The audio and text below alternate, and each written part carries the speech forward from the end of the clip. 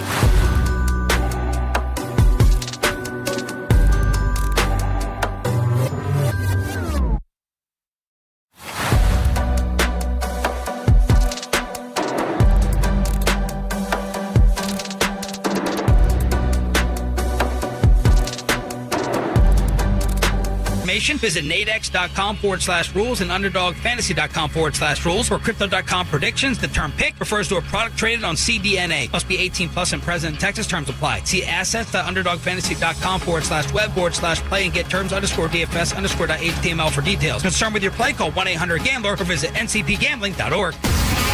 It is now time for the Fan After Dark. This opening segment is brought to you by Classic Chevrolet. If you're in the market to upgrade your vehicle, get to Classic Chevrolet and Grapevine. Back-to-back #1 Chevy dealership in the world. They've got more new Chevys than anyone, all priced to sell. Visit ClassicChevrolet.com. This is Texas. This is Classic Chevrolet. Together, let's drive, relax, and enjoy the difference based on new Chevy registrations 2023 and 2024. Driven by our D&M Leasing Studios. Thanks for turning it on and leaving it on. 105.3 The Fan. Welcome in, DFW. Glad to have each and every one of you on board on this holiday weekend, Thanksgiving Saturday of the 4-day weekend. Hell, maybe a 5, maybe the entire week, depending upon what you're doing with your professional life. But speaking of professional lives, it is the Fan After Dark on a Saturday afternoon. Where's all my Michigan fans at? Imagine spending $5 million on a quarterback that can't throw. That's kind of what you're feeling like right now. Bryce Underwood taking that Oracle money from Larry Ellison and his much younger girlfriend. And hey, look, I'm all for kids getting the bag, but man, if you're going to get a quarterback, at least make sure he can throw the football. This is Fan After Dark on a Saturday. I am Fred Davis, draped up and dripped out in burnt orange. I'll tell you what, I have had 0 Aggies in my mentions last night. I have had 0 Aggies in my mentions this morning. Awfully quiet around the DFW in the entire state of Texas as they're all feeling like Mike Elko right now. Can you please shut that door? Everybody's feeling some type of way except for my Longhorn friends. Welcome in, Blake Elliott. I'm feeling good. I had probably the best week of my life. Maybe professionally, just mood-wise. I could. There's not, other than not being able to find my seat in the press box for the first 5 minutes of the Cowboys-Chiefs, nothing really went wrong for an entire 7 days. What do you mean not being able to find your seat? Remember when I was texting you and I was like, this is frustrating? Oh, well, you couldn't get back to, you couldn't find the press box. I couldn't find the press box. Is what it was. You couldn't get back to the press box. I couldn't find the press box. If you take out that 20-minute scamper, I mean, God did the entire week. Cowboys beat the Eagles, W number 1. Yeah. Cowboys beat the Chiefs, W number 2. I see Luka put BTA to the Mavericks, and the Mavericks get a better draft pick, W number 3. And then I get home, and I get to watch the Texas Longhorns. UNT had already won earlier in the day. I get to see Temple. I get to see the Longhorns just take Mike Elko and Marcel Reed and spank them on the behind and take away that undefeated season, baby. In a game that never really felt out of, you know what I'm saying? Like, it never really felt like A&M. I mean, it was close, but it just felt like it was never going to, like, Texas had it under control pretty much the entire game, is what it felt like. I will say I'm glad Marcel Reed came back in the game. I was too. I thought he hurt his ankle or foot. Well, it was a weird injury, right? Yeah. Like, at first, my thought initially was, oh my God, did he pop his Achilles? Same. Right? And then they showed the replay. It looked like he just rolled his ankle. He just rolled his ankle, right? Like, man, maybe we'll go with a mid sneaker. Now, I do need to see, I do got my Baylor Bears for my mom shirt on under this. They were losing to Houston, and they did lose to Houston. Okay, I was going to say, last I saw they were down 24-23 to U of H. They lost to Houston 31-24. And Blake's parlay would have hit for $700, but Bryce Underwood did not get 16 rushing yards. That's tough. Everything else hit. That seemed like a gimme, considering he can't throw. And yet, well, I mean, that's the. It's okay. The day before on the Mavs-Lakers game, the parlay did hit for $300. So, like I said, it was just win after win after win. Just you are the Sam Rothstein right now of 105 through the Fan. 214. Shout out to Blake for being on the Gresh show last night, spitting knowledge to the rest of America about the Cowboys. Yes, I did. They hit me up. I was on the Infinity Sports Network and gave a little radio hit. I was surprised because I didn't know what kind of questions I was going to get. Yeah. And it was all, how do you put this? They Kind were of like leading questions. Yes. Yeah. So is Jerry and this George Pickens, is it really going to work out? Is it all just a bunch of hoopla? I mean, Jerry's not really that good of a GM, and I was just like, no, he is, and explained this, why this season's been really good, and why the Cowboys are for real. Like, how are you going to discount? I mean, what's not to believe after 12, 13 weeks? And my boy Gresh was hitting me back and forth with, like,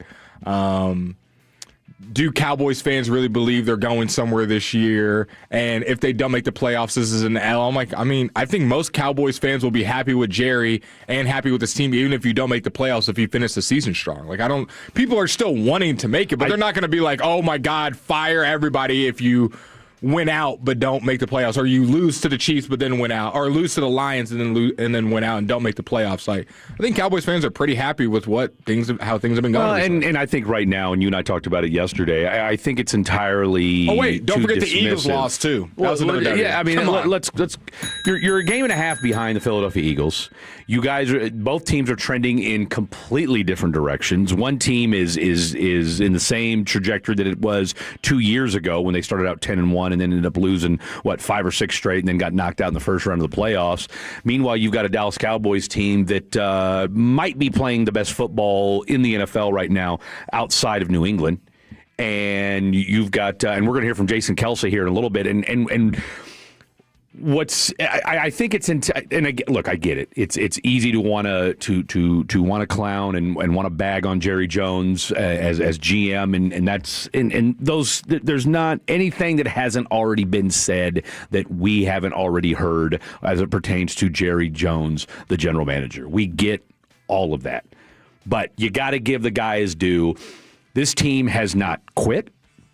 This team is playing great football right now, and more importantly, as a GM, and whether it's Jerry, whether it's Steven, whether it's Will McClay, our boy Will McClay, you went out at the deadline and made the most impactful move of any team in the NFL. Correct. With Quinnen Williams, you're seeing the results immediately. You did one in the offseason with George Pickens, and then you did one at the trade deadline. You traded for 2 All-Pro players this year. Now, the George Pickens move, that was a little bit more, nuanced in the sense that nobody really knew. Like, we all knew George Pickens had talent, but I don't know that anybody expected George Pickens to be doing what he's doing right now. Definitely not the Steelers. Okay, the Steelers didn't, and I'd be honest, I don't think the Cowboys expected. I don't know that David Mulligetta expected. They're like, we got to change our George payroll. Pickens. We got to look at our pocketbooks now. Now, Dave knew that he needed to get his client out of Pittsburgh. Mm-hmm. All right, because that wasn't going anywhere, and I think we can all understand now that and you've said this before. CD understands that he's one of the biggest names in the NFL. George Pickens isn't quite there yet. Okay, he is. He's slowly he's becoming that, but he's still just a regular guy. Not to say CD is bougie or anything like that, but he is. I mean, look, when I think CD would even admit it. He knows he's. Well, it's funny, and maybe he is a little bougie because when they did that bit with him on the morning show during the summer, when they said, okay, if you had $300 and had to, get us swagged out, he wasn't sure he could do it. Yeah. Okay, he wasn't sure he could do it, and his whole thing was, I haven't had this little money to spend in so many years. Which, okay, I get it. I promise you, George Pickens is gonna be able to take a $300 shopping all day, every day. Probably walk into Ross and take the $300 and not miss a beat with it. But 100%.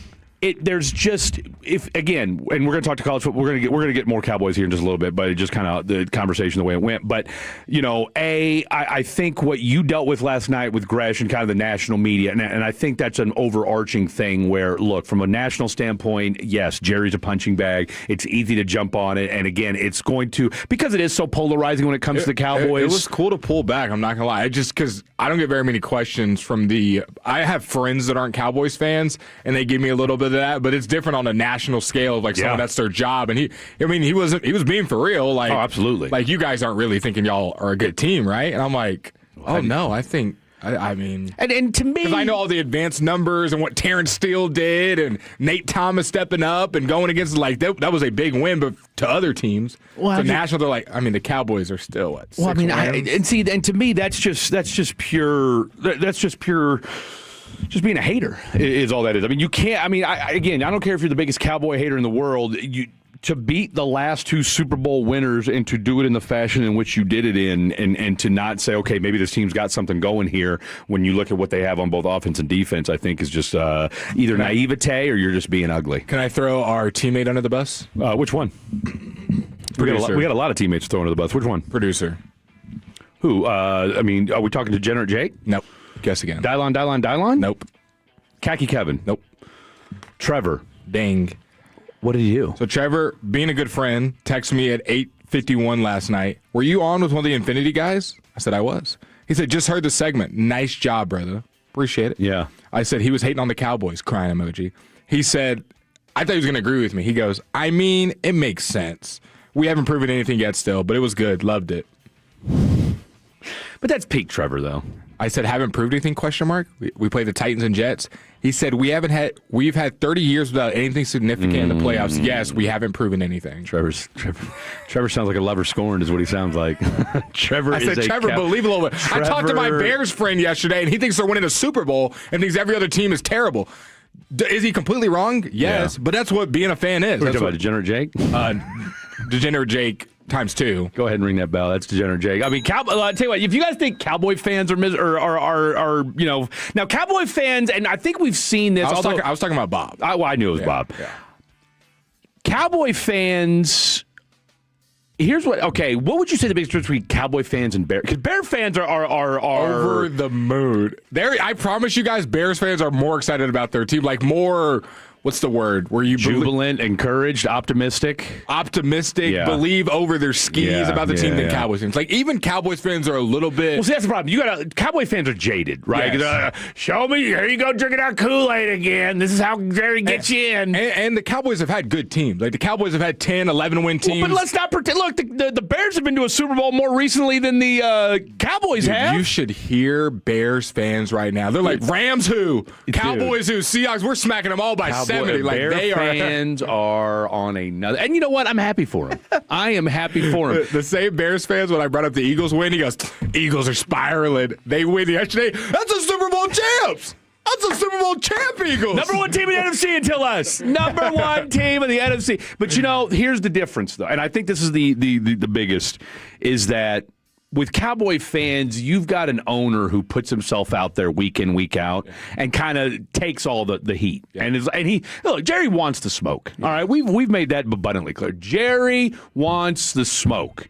Meanwhile, if you're the Bears, you really don't have anybody to get mad at. First of all, your owner's like 110, all right, and gets wheeled out, waves at the crowd. We don't even know if she's still alive. And they bring her back into whatever, hyperbaric chamber she's staying in. I thought that was the Loyola College. Oh, no, that's Sister whatever. She's dead. That was Sister Jean. Sister Jean. She's gone. The legend. But yeah, the Kay McCaskill or whatever, George Hallis's side chick, whatever, she's 100 gazillion years old, whatever. Just super respectful to the elders right there. Fred going on a...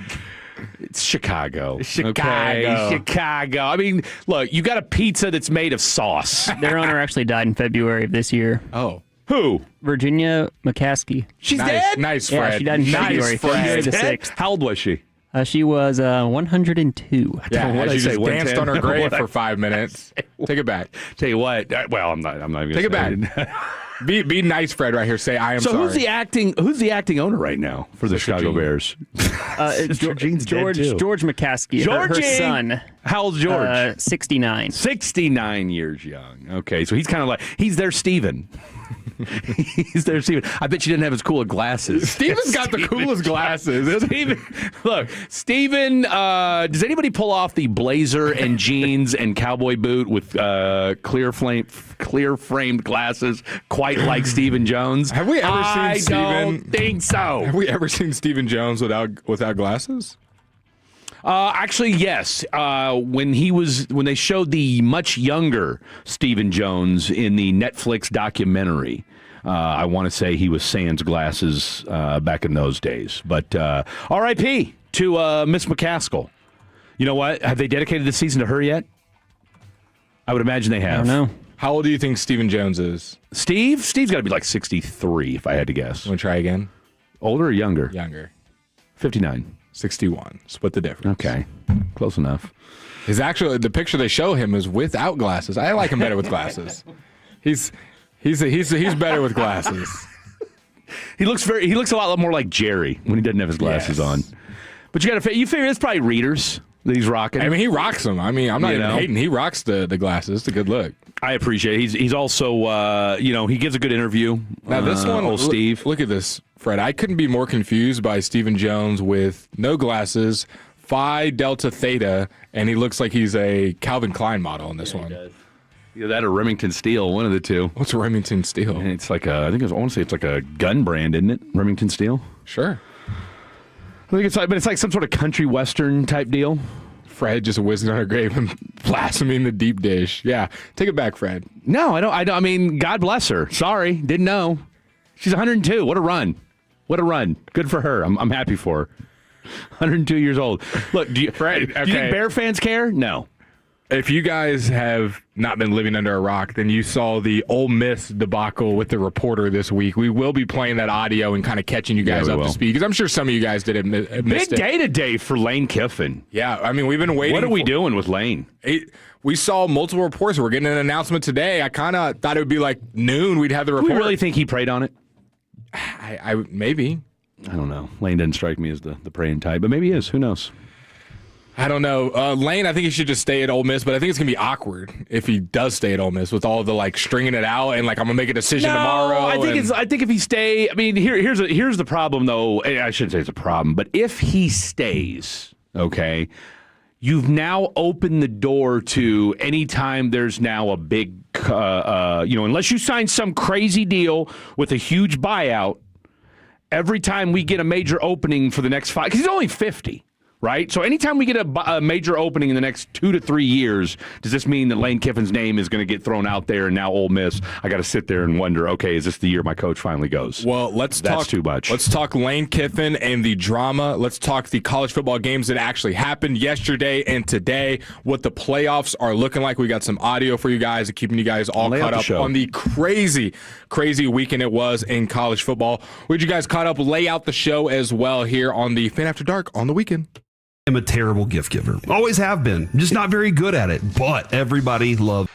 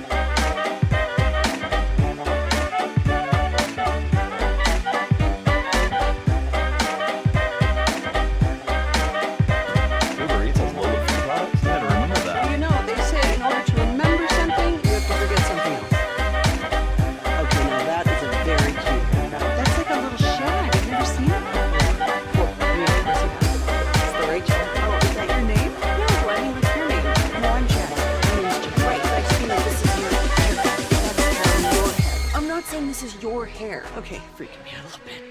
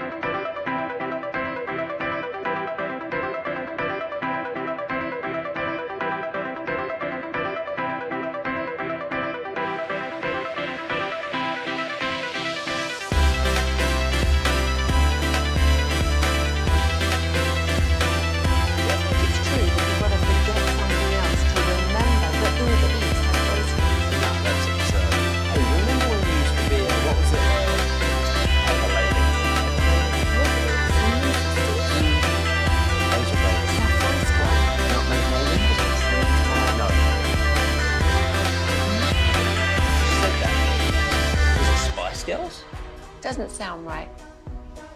Was it Saffron Squad?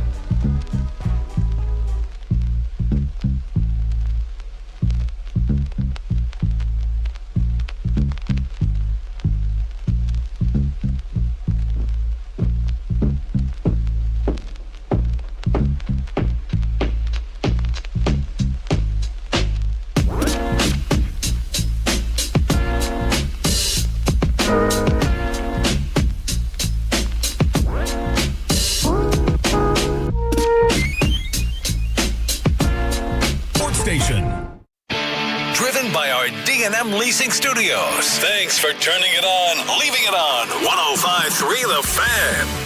Manning from the shotgun on third down. Arch has the snap, design run, goes straight up the middle, first down and more. Arch breaks free. Say goodnight to this one. Arch Manning, touchdown Texas. The second year in a row, Manning touchdown against the Aggies. 27-17. Hook 'em, baby. I don't know where those Longhorn fans are at, but they better get up in here because the Aggies go down in DKR in Austin, and the undefeated season is over for the Texas A&M Aggies.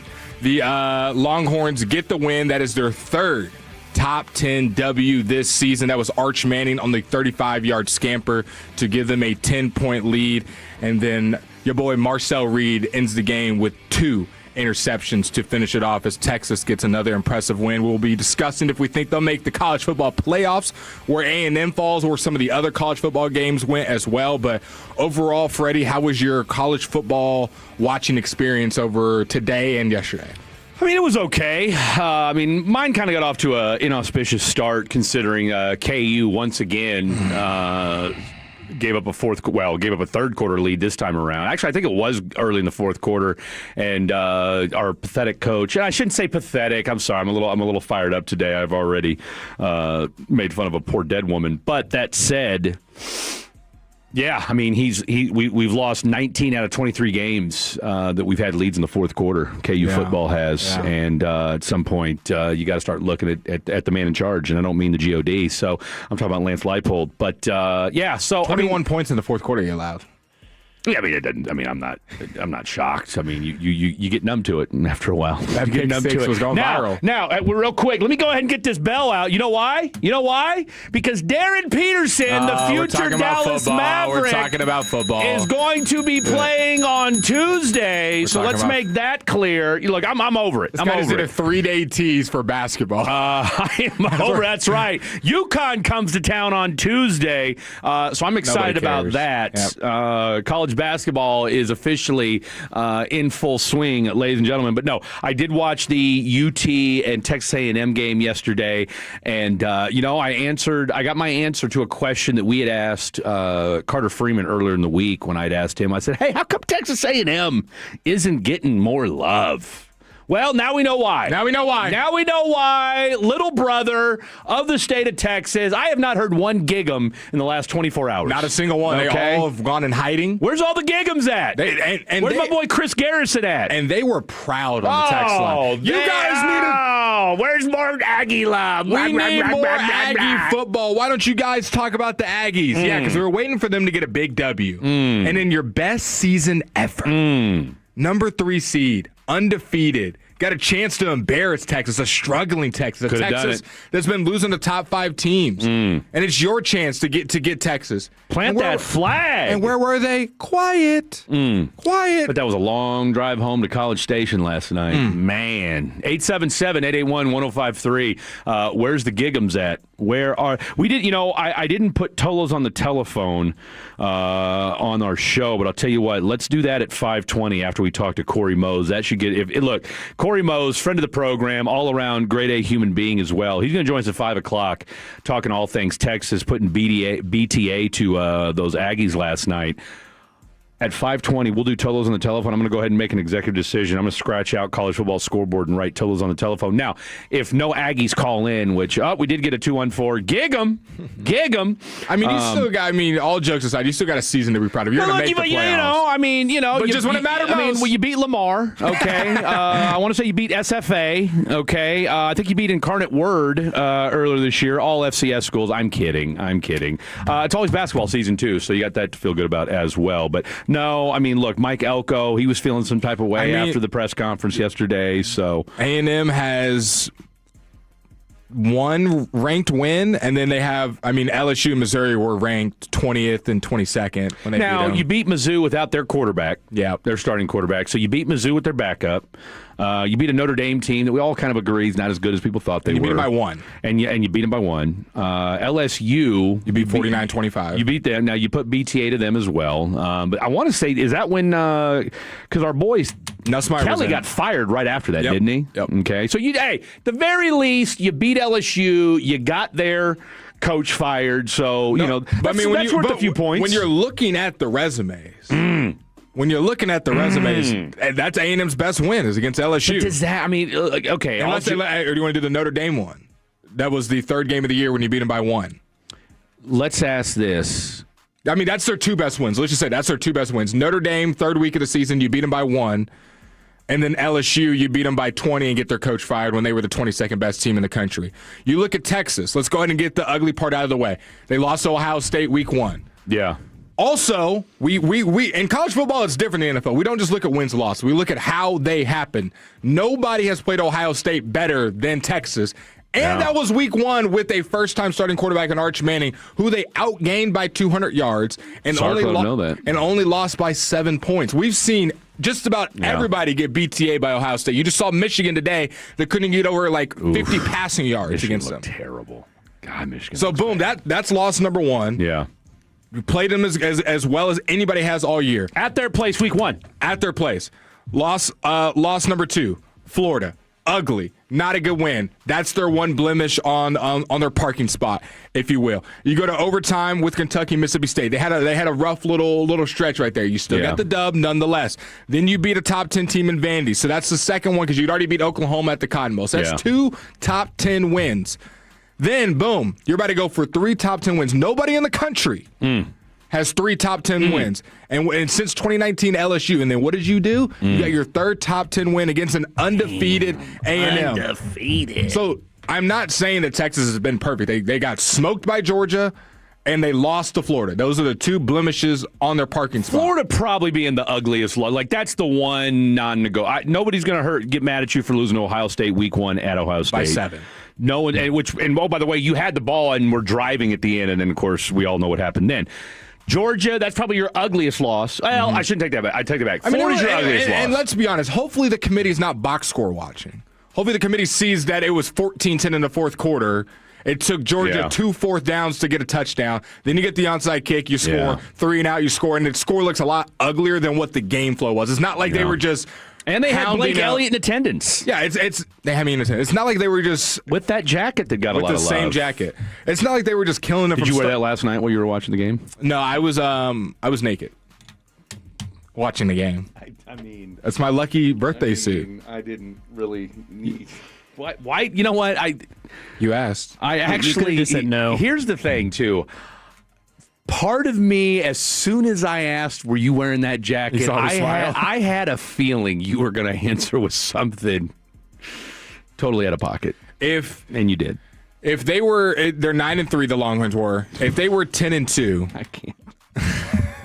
I'm going to look this way while you talk for the rest of the segment. If they were 10-2, would we put them in the playoffs? Were you naked while you were doing your hit with Infinity Sports? I put on socks. I'm trying to get Texas in the playoffs. Lock in. Fred's leaned over, wheezing. I'm about to do this by myself.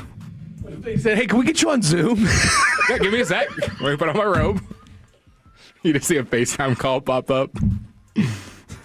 Okay, Alabama. They beat BIU. I don't even know. EIU. EIEIO. What school is this? They beat a school called EIU. Probably Eastern Illinois, if I had to guess. 56-0. Okay, but Bama in the playoffs. They beat EIUOO 56-0. You lost to Oklahoma. So there's your blemish. This? Alabama. Who, Alabama. It was like holding one of those playoff spots or could be. I just, when you look at the resumes across Miami's Who's getting into the SEC championship now that Georgia. Okay, so it's going to be who, Georgia and who? Because A&M's going to be out. Yeah, no, A&M's out now. That's a great question. That's crazy. You lose one game and boom, Yeah, you're I think out. it's. I don't want to lie to the people, so let me. SEC championship. This all happened in the last couple of minutes, guys. So don't want to lie to you guys. This year, who do you think it'll be?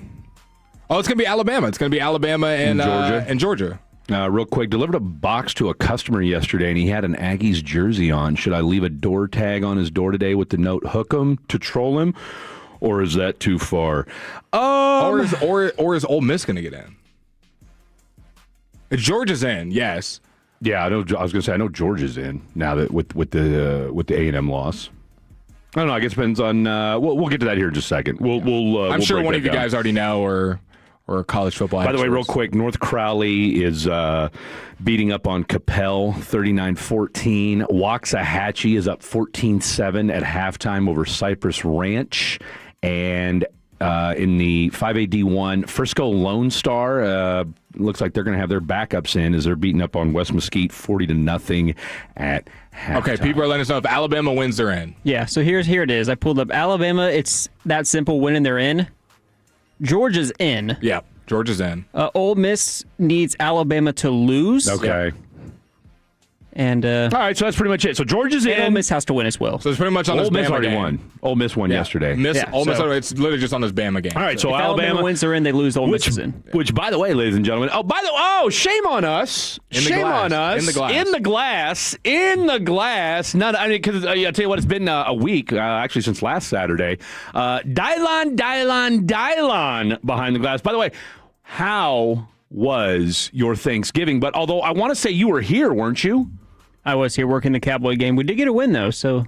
It was a win-win, man. That's good. Yeah, it was a win-win. That's right, because I sent you my audio. Sorry about that. Hello. Thanks for converting that, though. You're welcome. I appreciate that. See, Tim was like, I didn't know you had audio. I was like, yeah, I sent it to Dylon. But I was like, I sent it to Dylon. I always send it to Dylon. Yeah. My audio. I mean, it made it in the cut sheet. I don't know. Anyway, let's see. Here we go. From the 972, why are y'all such Texas homers? Texas lost to Florida, went to OT against Mississippi State and Kentucky. A&M has a massive alumni base in DFW also, so I don't get it. Enjoy the Cheez-It Bowl.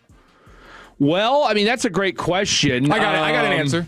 Go ahead and answer. I'm not going to answer. Let's just go to the A&M broadcast call, and let's just listen to them watch their undefeated season crumble in front of them. From the 18-yard line, on the left hash. Wait for it. Shotgun snap, Marcel. Pocket. Intercepted at the 2. He wanted Mario Craver. It's picked. The dream of Atlanta is gone. I love it. You could hear the misery. You can hear all the excitement. The dejection. The dejection in his intercepted. Man. You know what? Let's just go ahead and roll the second one. So maybe A&M's got a chance. They get the ball back. Texas just runs the ball and punts it right back. Marcel Reed, save the game. You've got a chance to win it. All three receivers on the left. Marcel looks left, throws left. It's picked at the 31. This by Kobe Black. Wow. I love it. That's tough. We got a couple people texting in. Let's see. Fred, did Carthage win? They did, 34-20. A little bit closer than I think the people probably realize. But yes, Carthage did take care of business last night or yesterday afternoon as well. So for the 817, so are y'all making the case Texas should be there? Be serious. They haven't been a good enough 3-loss team to justify that. I don't know if you just missed the first part of this segment where Blake laid out I think they should. kind of their resume. So, and the thing with the 2-loss teams in front of you don't have all these impressive wins. The difference is when we had the Alabama SMU discussion last year, Alabama had the one. Remember, they beat Georgia late. They had the one big win. Texas has done this They have 3 top 10 wins. It's not if they had lost all the other games but just had this A&M win. Then this is a whole how do you weigh one win versus they beat Vandy, number 9 at the time, and it beat Oklahoma at the time, undefeated, number 6 at the time, Heisman candidate John Mateer. Did he come back early from injury? Yes, but hey, he came back. Oklahoma decided to suit him up, so I do think Texas should be in. We'll have to wait and see what the committee does on Tuesday. Also, things need to play out today. Miami did get the win, so that doesn't help Texas's case. But honestly, I don't even think it's that much of a discussion. Yes, Texas has been a little up and down, but they've also been more up than a lot of the teams in front of them that have just kind of coasted through their schedule. Yes, they've got less losses. Are we just looking at wins and losses, or is it college football and who you play and how you play them that matters? Now, I want to ask you this, Fred. Mm-hmm. What did you think of Arch Manning specifically last night? Because I didn't think he was all that great. I think he bounced past a touchdown that didn't obviously get caught. Ryan Wingo's wide open in the back of the end zone. He throws it 10 yards over his head. Wingo comes down with it for the touchdown, but little errant, little nervous. His legs that we played coming back from the break was the play of the game. I was going crazy and screaming when that happened, but this is Arch Manning's numbers versus top 10 teams. So this is when he's at home or a neutral site. Arch Manning is 3-0. 28 points per game, 309 yards per game, 6 touchdowns, 0 interceptions. That's at home or neutral site. He's been lights out. On the road, so this would be Ohio State and Georgia, he's 0-2. And Florida, too, because they lost at Florida, didn't they? Top 10 teams. Oh, I got you. He's 0-2 versus 3-0. His points per game go from 28 to 8.5 per game. His yards per game go from 309 to 221, and his touchdown to interception ratio goes from 6-0 at home to 2-2 on the road. Now, obviously, the road ones were the 2 toughest games, Ohio State and Georgia.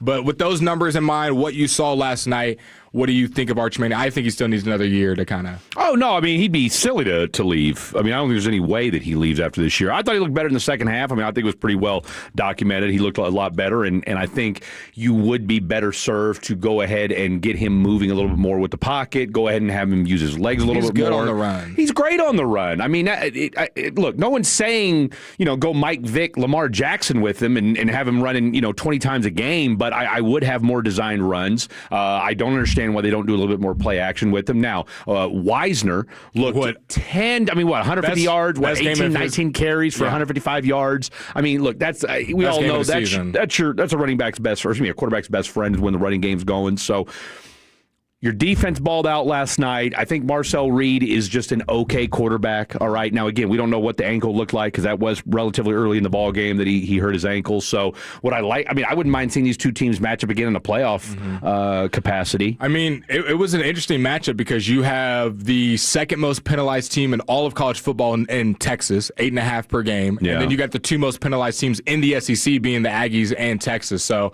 I thought it gave for an interesting matchup. I really enjoyed watching a little college football. What you got for us? It was a lot of fun last night. And like I said, we'll dive more into it. We've got, we got our boy Corey Mose. He's going to join us at 5 o'clock, and then we might dive into some other stuff here as the rest of the show goes on. All right, let's just lay the rest of this program out now that we are rocking and rolling here on a Saturday afternoon, Fan After Dark style. Our guy, we already mentioned Corey's coming on at 5. Connor Livesay, friend of the program, may or may not have gone to Epstein Island at one point in his life. We're kidding, or are we? He'll be joining us at 4 o'clock. I want to say he's got a kid on the way, though. I think I read that he tweeted out about having a child, so we're excited for him in that fashion.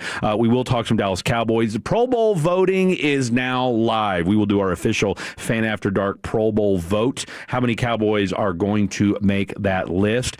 We will do fair or foul, and of course we will have Tolos on the telephone. So all of you disgraced Aggies or everybody saying, "Oh, look, you guys will have fun in the Cheez-It Bowl." How much of a run do you guys think you're going to make? If we're being honest about that, so we'll open that up at 5:20. But when we come back, boys and girls, your Dallas Cowboys are inching that much closer to the Philadelphia Eagles after what was another piss-poor performance from the boys over in Philly. We'll discuss that next. Don't go anywhere. We got Dylon, we got Blake. I'm Fred. This is Fan After Dark on a Saturday. The more time you give, the more our crush grows.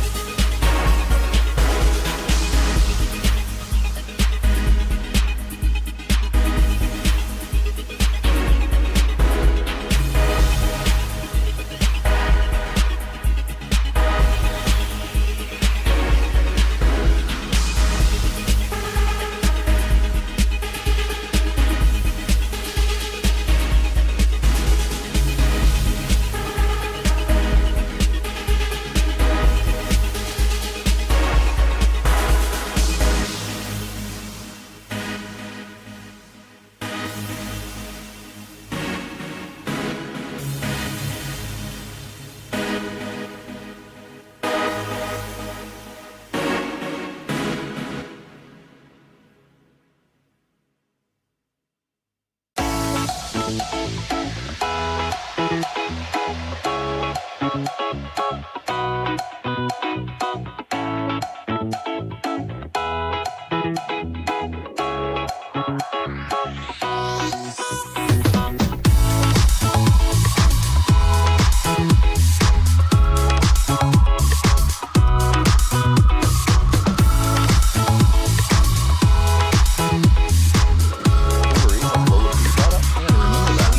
say in order to remember something, you have to forget something else.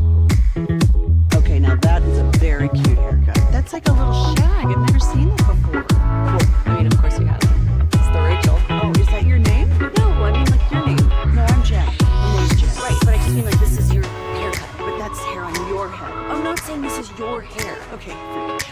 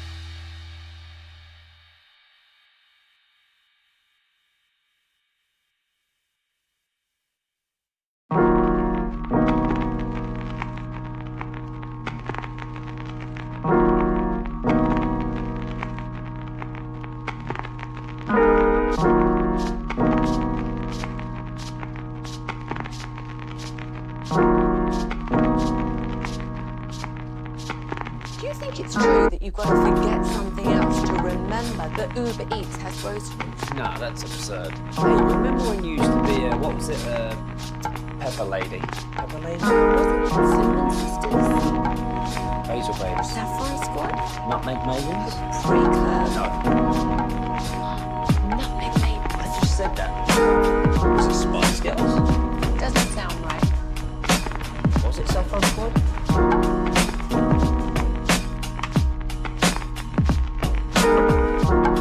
Frankel and Frankel, there's never an out-of-pocket cost. They only get paid when you win. Frankel and Frankel, the go-to car and truck wreck attorneys in Dallas. We might have to do a live stream of Blake with his most recent picks. I mean, look, I'm all for, having a little juice, having a little action. But I mean, you're betting on guys that I don't even know if they even know they're in the game. Okay, like my man's over here betting on D2 East Texas A&M later on today. So let's just peel back the curtain real quick before we get into some Cowboys talk. Big money from one Mr. Blake Elliott. This $5 bet that he put in. If he wins, it'll be a massive $35 sitting in his pocket. So we got the Duke versus Wake Forest game. D. Mensa. We need him to not throw a pick. Is this Maryland? You're betting on the Maryland game? Is that what we're doing right now? Etau Tolliver. Okay, you guys know how I feel. I don't trust anybody with a hyphenated last name. Are we sure this isn't Jacob Ray's parlays? I mean, you know what? I mean, we might have to take the nickname Degenerate Jake away from Jake because I feel like he has been usurped as the most degenerate person here at 105.3 The Fan. It may be Degenerate Blake from here on out. So Etau Tolliver. We don't think he's going to get an anytime touchdown today. It's basically the final is the takeaway from here. P. Ashlock, who's playing Wyoming. That game kicks off at 10 o'clock tonight. So in case you're sweating that one all night, in case you're wondering what Blake's doing tonight, he's going to be locked into this Wyoming game. Wait, we took 2 people from that Wyoming game. So give us a little something to get excited about. B. White. And again, that's not what he's telling you to do. That's his first name is B, and his last name's White. We don't expect him to score a touchdown, or at least we don't want him to. And then K. Jackson, who I'm guessing is NC State, based off the red jersey. They play North Carolina, another real whopper of a game, and we don't expect him to score. So basically, you just don't have anybody scoring touchdowns today is what we're looking for today. So shout out to my boy Blake, man. I'll tell you what, he's gotten into it when it comes to all things betting here on the Sleeper app. So, like I said, I thought my two-way parlay was going to hit last night. I had Cade Cunningham with a double-double. That hit early. Got a triple-double. I was saying that hit like the third quarter. No, my boy Cade, but then, I figured I'd lean into whatever Blake was smoking, and he said, Luke was going for 50 tonight. And even though I kept telling him I didn't think it was going to happen, he just persuaded me, and so I was like, all right, to hell with it, I'll do it, and didn't hit. We should take Austin Reeves for 60 PRA. We should have taken it, man. Austin was definitely feeling himself last night. We'll get into that Mavs game later. We will talk some more Mavs later on. AD didn't look terrible. AD didn't look terrible, but like I said, we'll get into that more later on in the program. Speaking of not looking terrible, your Dallas Cowboys didn't look terrible the other night as they won 31-28, and they now sit at 6-5-1. And what seemed almost impossible just a few weeks ago when they were sitting there, squabbling around 500, one game under, couldn't figure it out. You win one week, you lose to the Arizona Cardinals the next, and the idea that you would make the playoffs seemed as far-fetched as all get out. The idea of winning your division seemed even more far-fetched. And now, suddenly, after week 13, you're now sitting there a game and a half out of the NFC East lead, thanks to a Philadelphia Eagle team that is starting to look less like the 2024 Eagle team that went on to win a Super Bowl and look more like the 2023 Philadelphia Eagle team that started out 10-1 and then couldn't get their defense figured out and then scuffled all the way. I want to say they lost 6, 7, 8 games in a row, whatever it was, to end the year. And, of course, they made sweeping changes at both coordinator spots. Defensively, again, you got to like where you're at if you're the Philadelphia Eagles. Defense is holding up its end. Now, they did get gashed yesterday in the trenches. Gashed? You're talking about the Eagles? Philly ran down their throat. Well, Chicago did. Chicago ran down. Jalen Carter's chain is getting snatched. I'm just saying that. It's 2 weeks in a row his chain's got snatched. No, he didn't look great yesterday. Now, you could argue is part of that because they were on the field so much. I don't know. It certainly isn't helping, and you got to wonder what's going on behind the scenes. And I think, look, I've said time and time again that I was a Nick Sirianni fan, but my one question mark for Nick Sirianni is how does a guy who is allegedly an offensive mind continuously put everything, for every Andy Reid and Sean McVay who take all of the offensive load on their back, now you've got... wow. We just can't say anything anymore. We just can't say.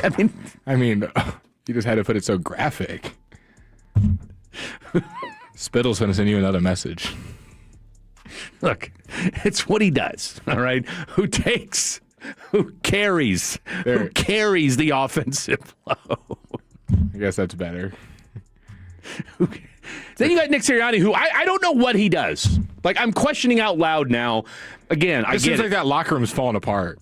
Because you're not getting, I see clips, and you're just getting, different perspectives. Saquon has been the same the whole time of, I believe in these guys in the locker room. It's not their fault. I need to be better. Very team answer. Yeah. You get Jalen Hurts, who's, kind of all over the place. Just still, a team player. Speaks in riddles and motivational quotes. I don't know and what then A.J. Brown, doesn't care. Doesn't care. He'll straight up just every other week be like, y'all tell me, what are y'all seeing out there? He does have a Geico commercial, though, now, which totally blew my mind. Yeah. That A.J. Brown has a Geico commercial, and I love the fact that he leans into the fact that he says, I am always open, much like the Geico app.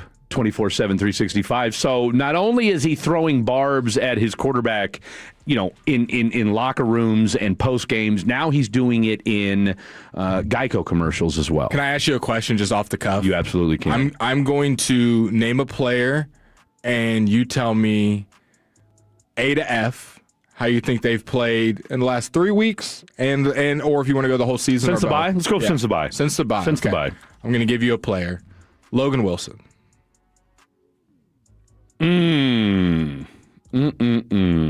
For me, I'm going to go C+, B-. I was going to say... But we got to stick on a number. I can't ride the fence. I'm going to go C+. I was going to say C+. Not bad. In the right positions. No blown coverages, but not really overwhelming anybody with any plays that I personally. Maybe if we ask Brian Broaddus, he can give us a little more in depth. But for me, he did get swallowed up on a play as I rewind. And I watched the game again yesterday, and I don't know if it was more about because I was watching the Cowboys or watching the Chiefs or maybe somewhere in between. But he did get swallowed up on a play yesterday where they threw a pass to Kareem Hunt out of the backfield, and he kind of got caught up in the traffic and probably should have went underneath a little bit more than he did. So there's certain things that he's still, to your point, kind of working some things out. But he was in the general area, right? Like, you do appreciate that about him. My biggest thing was I was tired of the blown coverages. That was the hardest thing to watch the first couple of weeks. He's definitely there. Like, he knows what he's doing. I think part of it is he's still reacting just a step slow because I think maybe he's trying to get his bearings straight. But I think you're going to see the best football from Logan Wilson moving forward. I think he's getting that, not necessarily the rust, but remember, he wasn't playing a lot with Cincy before he got traded. All right. And again, we talked to him last week, not this past game, but the game before, trying to, and they told him, look, be yourself. So I think he's getting his mojo back. I think you're going to see a breakout game from Logan Wilson in the next 2 weeks. So I say C+ as well. Next player, Savone Revel. Or is it Revel? Revel. It's Savone Revel. Give me a B-. I was going to say B-. Give me a B-. Now, maybe even closer to a B. I'm going to say B-. Closer to C+? No. I'm going to say a solid B-. I mean, look, you threw him into action. Considering that, he looked solid. He's looked solid the last 2 games. He has he's taken some bad angles. I'm not going to. Fred, they didn't play yesterday. Yes, I'm aware. I have it. I have a thing called a DVR. Or YouTube TV, whatever the hell we're calling it these days. It's recorded on my television, okay? It's recorded on my television. That's how I watched it again. So, enough. Where was I? Guys, Kansas City lost. The Jayhawks lost. Look, just give them a break. Okay, here's what I want to say. For as great as Blake's week has been, it's been fantastic sports-wise. Mine's been actually. You know what? I'm gonna take that back. My KU Jayhawk basketball team did win 3 in Vegas. So let's look at the silver lining. How would you grade the week overall?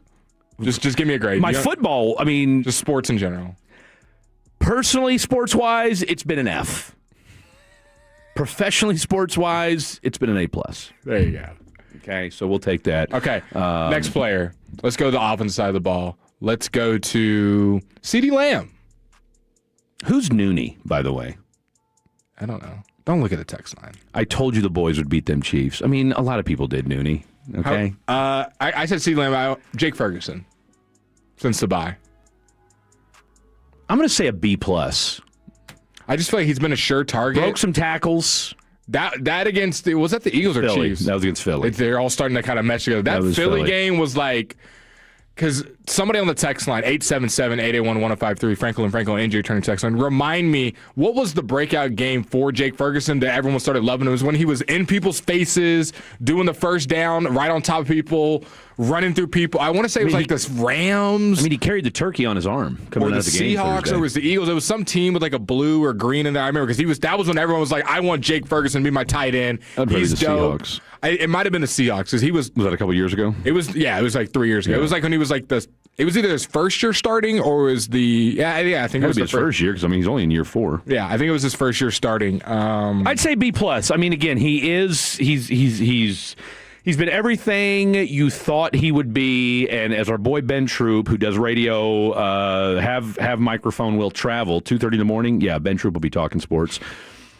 He said he said this early on before anybody mentioned this. He said, hey, as a tight end, he goes, you got Pickens on one side and CD on the other. He goes, Jake Ferguson's going to eat. And for as underwhelming and as disappointing as as Jake Ferguson was last year, he's been the complete opposite. He's been a fan-friendly target of Dak when plays break down. He's caught damn near. I mean, I think he's got like an 87% of completion to target rate. So one of the best in the National Football League. So 87, a.k.a. Jake Ferguson, has been everything you could have asked for. I know a lot of people were kind of feeling some type of way when he got that $52 million contract before the season started, and you had a lot of the boo birds coming out saying, see, this is what they do. They won't pay Micah, but they'll pay Jake Ferguson. Tell you what, dude, how are we feeling about that now?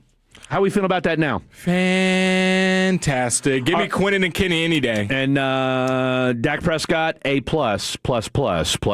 along with Javonte Williams and George Pickens. All right, coming up next, it's time for the Pro Bowl, which, again, nobody cares about. But if you're an NFL player, you might get a little extra scratch in your pocket when it comes to incentives and making the Pro Bowl. What say Fan After Dark? Blake and I will make our unofficial, official Pro Bowl votes next. Feeling stuck on your own 10-yard line in the career game? Maybe it's time to just go for IT. My Computer Career has the game plan to score a rewarding new IT career in months. Whether you're a rookie, a breakout career changer, or a military veteran ready to serve. Why spend years chasing a college degree when you can fast-track your future in IT starting now? Take your mark, get set, go for IT. Take the free career evaluation at mycomputercareer.edu today. Financial aid is available to those who qualify, including VA benefits.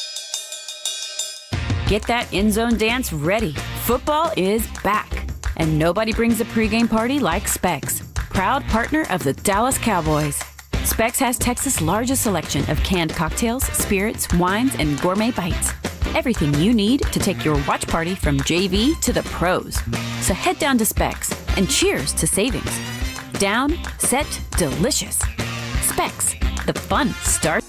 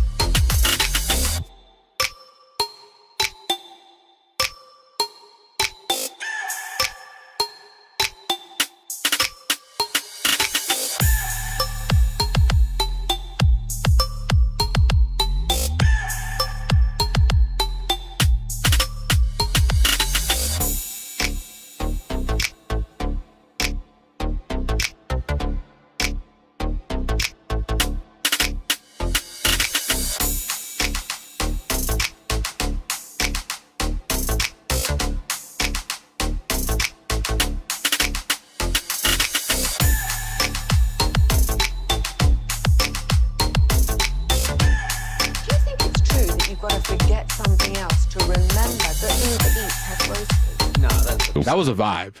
It was a vibe. Who? Do Commanders fans like calling themselves the Commanders? Look, allegedly there's some Native American group out of D.C. that wants them to change the name back. They want them to change it back, and that was not even trying to get political, but that was the reason that it was quote unquote changed to not be offensive. But the people that it would have been quote unquote offensive to are like, no, we like the name. We like the name, and I think all of us. Times were simpler. Okay. By the way, shout out to Dylon. Yes, the Stars did beat the Utah Mammoth yesterday, 4-3. As a result, your Dallas Stars are now 16-5-4. Let's go on the season. Wyatt Johnston with the goal yesterday, and everybody's favorite Miko, not Nico. We'll talk about him later. Might be time for him to load up the U-Haul truck, but not Miko. Meanwhile, Miko had 2 assists yesterday as the Stars fell 2-1 in the first period, rattled off 3 goals in the second period, and they end up winning 4-3. We would ask Trevor who was in goal, but we might as well just go ahead and take a stab at it ourselves because we got a 50-50 shot at being right. I'm going to say Ottinger. I'm going to say Ottinger as well. Let us find out it was Casey DeSmith, but either way, it doesn't matter. Your Dallas Stars won. It does matter. Who's in goal? Yesterday. I can look it up. I don't want to be giving infactual information. I mean, look, the win's a win. You play the Stars. You play the Senators on Sunday, aka tomorrow. That's going to be at 5:00 on ESPN Plus. It was Ottinger in goal. So there you have it. Hey, can I be the Stars reporter then? Come on, can I be the Stars reporter? Let's do our Pro Bowl vote before we run out of time, Freddie. Okay, I've got it up. I got it right here. I got it on my computer. I've got it on my phone. Okay. We get 6 quarterback votes. What, 6? 3 for each, bro. For each conference. I'm going Mahomes, Drake May, Dak Prescott, and I'm done. Fred Those are my 3. Those are my 3. Fred is acting like everyone's in the room with us. We got to set it up. Okay. The quarterbacks that I'm going with: Patrick Mahomes, Dak Prescott, Drake May. Okay, those are that's 3. We got 3. We get to choose 3 more. Fred, it's 3 for each conference. The quarterbacks are in front of you. I think I've had enough of these 3. Let's see. Let's go Matt Stafford. Oh, you definitely got to go with Matt Stafford. Now we need 2 more. I'm going to go Caleb Williams. Let's do Caleb Williams. Let's get some Caleb Williams love. And we get 1 more vote. We got to do your boy Baker, don't we? I'm thinking Baker.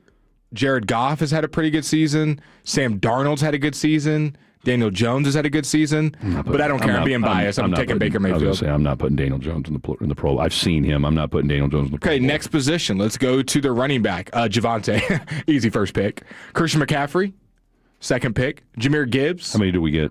We get 6. 6 again? All right, so McCaffrey. You go with Jonathan Taylor? Yes. Bijan? Yes. Jahmyr Gibbs? Yes. That's 4. And then Javonte. That's 5. We get 1 more. I'm thinking Rico Dowdle. I'm thinking Rico Dowdle. Right out of my mouth. I like where your head's at. You know who literally might not make it this year is Saquon Barkley, which is crazy. No, he shouldn't. Considering he had one of the greatest running back seasons last year, he has just not been good this year. He doesn't even have 1,000 yards. I would say a sneaky pick to make it in would be DeAndre Swift and Devon Achane. No one's really talking about them, but they're both having really good seasons. Yeah, but they're on crappy teams, so nobody. Well, not Swift, but A-Chain. He might get some Miami love, but I could see them getting over Javonte, but I don't know though. I mean, he's having Cowboys fans. Cowboys fans have to come correct. Cowboys fans have to come correct. Now here's the easiest position: wide receiver. Wide receiver, JSN and Pickens. Boom, boom. Pickens, that's easy. Let me go ahead and find CeeDee Lamb. Boom. CeeDee Lamb, Pickens, Puka, Jamar Chase. We scroll down a little bit to get to CD. Okay, there we go. Boom. We get 1 more selection. Wan'Dale Robinson up in the top 10 as far as Emeka Ibuka. Boom. Easy 6. 1, 2, 3. I did my 6. I've only got 4. I did JSN, Pickens, Puka, Jamar Chase, Emeka Ibuka. Oh, you went with Jamar Chase. And CeeDee Lamb. Those are my 6. Let's see. Where's my boy Rashee Rice at? I don't see him. It's kind of crazy. Jameson Williams has 711 yards, and he's been so underwhelming in fantasy, but he still has over 700 yards. We know AJ Brown's not going to. Oh, AJ Brown will be getting minus votes. Meanwhile, your boy Nico Collins, who look, win some, lose some. Win some, lose some. I mean, he's at 705 yards. He's got 52 receptions on the year. I can't vote for him. No, he's hell. I want to say he's missed a couple games. He's almost got as many yards as AJ Brown. He's right next to him. All right, we'll go with your boy. I'll go with your boy Ibuka. Let's do it. And let's see. Are we leaving Jay Jettas off too? I am. Who would you take off? I mean, I'm getting my boy CeeDee Lamb in there. CeeDee and Pickens are making it. So in the NFC, we got 4 NFC guys, 5 NFC guys. It doesn't matter. I don't think it matters anymore. I don't think it matters. It just says wide receiver. Yeah, they don't do AFC versus NFC anymore. Oh, you're right. Good call. It's just. Do they? You know what? I'm not. You know what? We're not doing it, but I think they still do that. I'm going to stand on business here. Okay. Anybody that spits on another man. Oh wow. I'm taking off. Okay, so all right. Jamar. So Jamar, I'm sorry. Look, I think he's a great football player, but you lose points in my book when you spit on another human being. So I am going to. You know what? Tet McMillan. Okay. Tet McMillan. I'm putting 2 rookies in the mix. Tet's had himself a great year. I'll go with your boy Ibuka just because, like I said, you called him out. Actually, you know what? Hell with Ibuka. I'm going with Chris Olave. He's won me some points this year in fantasy. So, you know what? Anybody that's had to catch passes from Tyler Shook and Spencer Rattler, and you still have 731 yards of receiving yards, is A-okay in my book. So I'm going with Olave. Me and Fred's first disagreement. Okay, let's go to the fullback position. What are we doing here? Hunter Lipke and Hunter Lipke. What? I mean, they're going to have to do 6 votes? Amazing. Yeah, I was going to say. I mean, basically anybody that's a fullback is getting into the Pro Bowl this year. I just clicked Lipke. And I was going next position. I could care less. Okay, we're at the tight end position now. Trey McBride. Done. Been balling. Tyler Warren. Balling. You know, I got to put my boy Travis in there, too. Brock Bowers has not really been balling, but we'll put him in there. Jake Ferguson. Easy. Where's my boy Jake at? I'm putting him in there, too. I'm putting Harold Fannin Jr. Rookie, Browns. I don't hate that. He's been balling. I don't hate that. And my last vote will go to, we got Colson Loveland. I still got 2 left. I'll put Tyler Warren in there. I'm going to do, I like Jermaine Johnson for the Saints, who's been balling. I'm going to go Hunter Henry, because he's been a really good target for Drake May in the number 1 seed. Safety valve. I didn't vote for Kelsey, by the way. So. Well, you're a hater, so I understand that. Okay, the offensive tackle position. The fact that Terrence Steele is the 4th name that pops up is kind of crazy. Are we voting him in just because he's a Cowboy? Maybe your tackle list must look a little different than mine because he's not even anywhere close to mine. Who are we voting for? Mine is all over the place. Let's see. We'll go Penei Sewell. I got to find him. I'm going to go Trent Williams. Is he even playing right now? Tristan Wirfs. I already put Tristan Wirfs, but he's missed half the year. I'm not putting him in there. Tyler Guyton. just going off vibes. I'm definitely putting Tyler Guyton in there. Where's he at? Where's my boy Nate Thomas at? I might have to write him in. Can I put in? I mean, a Cowboy hasn't even shown up on my list yet. I see what's going on. On my computer, every time you refresh the page, the tackle, guard, and centers just get kind of randomized. Okay, so that makes sense because there's no stats. It just has their names. Okay, Tyler Guyton. It should have their pass blocking grade or something for people that don't watch football. Definitely not voting in Lane Johnson. He can kick rocks. Steele, boom. I'm putting him in there. All right. So are we voting Steele? I already did. Okay. I already did. Look, the way he's played the last few weeks, if Josh Simmons had missed a month, I'd put him in there, but I'm going to go ahead and leave him out. Man, I'll tell you what, it's slim pickings for this. I'm going to do Mimbu from the Jets. He's been a baller for them. He's been solid. Joe Alt's hurt. Penei Sewell. I already did him. Okay, I got all my votes, and I'm at the guard position. I might put in this Bowles guy from Denver. I think it's Garrett Bowles. Garrett Bowles. I think he's been all right. All right, I'm done. Okay, I could care less. All right, guard. Where's my boy? Let's go. Quentin Nelson. That's a no-brainer. I'm gonna go Wyatt Teller from the Browns as my first pick. Jackson Powers Johnson's been underwhelming for the Raiders. I don't even think Raiders fans are gonna vote him in. He's been hurt a lot too. Lindstrom from the Falcons. I'm gonna put in there. I'm going to go Gray Zabel from the Seahawks. Putting my boy Dominic Pooney from KU. I'm putting him in the mix. Let's go ahead and put the best guy, Tyler Smith, and Tyler Booker. Come on. I've already put Booker in there. I'm just looking for Tyler. Can I get a what's our boy's name? I don't know who you're thinking of. Can I get a Brock Hoffman? Can I get a Brock Hoffman shout out, please? And I'll put Joe Tooney in there. He's been balling for the Bears. Yes, no, he's been a difference maker for them. If he actually shows up, there he is, Joe Tooney. And then let me get a little Tyler Smith action. Boom, done. All right, I got 5. Zeitler, somebody from the Titans has to make it, so I'm going to go ahead and put him in there. Center, we're just putting Cooper Beebe and clicking next. I'm putting Cooper Beebe. And I don't care about anybody else. And I'm going to go ahead and put my boy, where's my guy at? Creed Humphrey. Done. Okay, next position. All right, defensive end. Let's do defense on the other side. It's 55 right now. We're up against it. Okay. All right. Now we've completed the offensive side of the ball. We will get to the defensive side of the ball next. Actually, no, we won't because we've got Connor Livesay next. So we will get back to the Fan After Dark official Pro Bono. Connor Livesay, Blogging the Boys, joining us next, talking all things Dallas Cowboys. Don't go anywhere. This is the Fan After Dark. Take us with you wherever you go. Now. Pepper lady. Basil babes. Saffron squad? Nutmeg maidens. Pre-curb? No. Nutmeg maidens. I just said that. Was it Spice Girls? Doesn't sound right. Was it Saffron squad?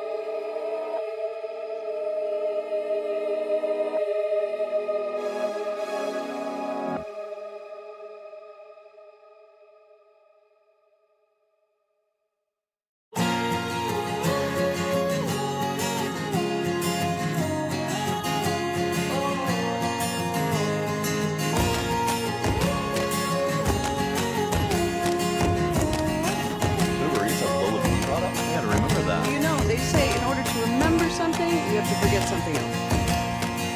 Okay, now that is a very cute haircut. That's like a little shag. I've never seen it before. Well, I mean, of course you have. It's the Rachel. Oh, is that your name? No, I mean, like your name. No, I'm Jen. My name's Jen. Right, but I just mean, like, this is your haircut. but that's hair on your head. I'm not saying this is your hair.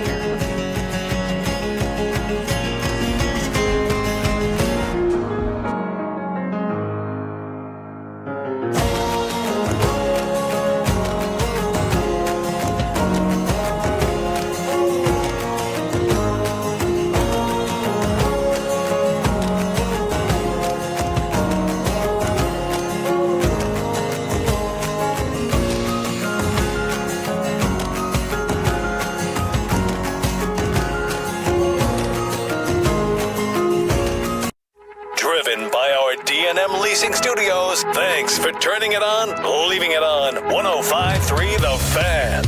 I believe this is hour number 2 of the program. Kind of a disjointed show. We got off to a 2:40 start. We followed up the debacle that was Ohio State and Michigan. Michigan fans, are you having buyer's remorse on Bryce Underwood? 877-881-1053. We're kidding. No, we're not. All right, let's jump out to the D&M Leasing Hotline. Welcome to the program. Never buyer's remorse when we have this guy on the program talking all things Dallas Cowboys from Blogging the Boys. Friend of the program, Mr. Connor Livesay. And Connor, correct me if I'm wrong, but I want to say I saw you tweet out the other day that you've got a little Connor Livesay on the way. We do, in about 7 weeks. Oh, 7 weeks? Okay, for some reason I thought it was like just around the corner. I mean, which, don't get me wrong, 7 weeks is around the corner. Little boy, little girl? Little girl. Congratulations. Do we have a name yet? We do not, and there's a good chance we will get divorced before we figure out the name because that has been a constant struggle in our household right now. Interesting. Okay, so just as somebody... I thought this conversation was about to take left. I thought he was being for real. Well, here's... Look, no, and I get it because I know from, as somebody who's had... Well, I mean, I've had 2 kids, and I know just from friends of mine that have had kids, maybe you can do this, and this is what worked. And look, I've had 2 different women, 2 kids with 2 different women, so I'm 2 for 2 on this standpoint. Whoever comes up with the first name, the other person has to come up with the middle name.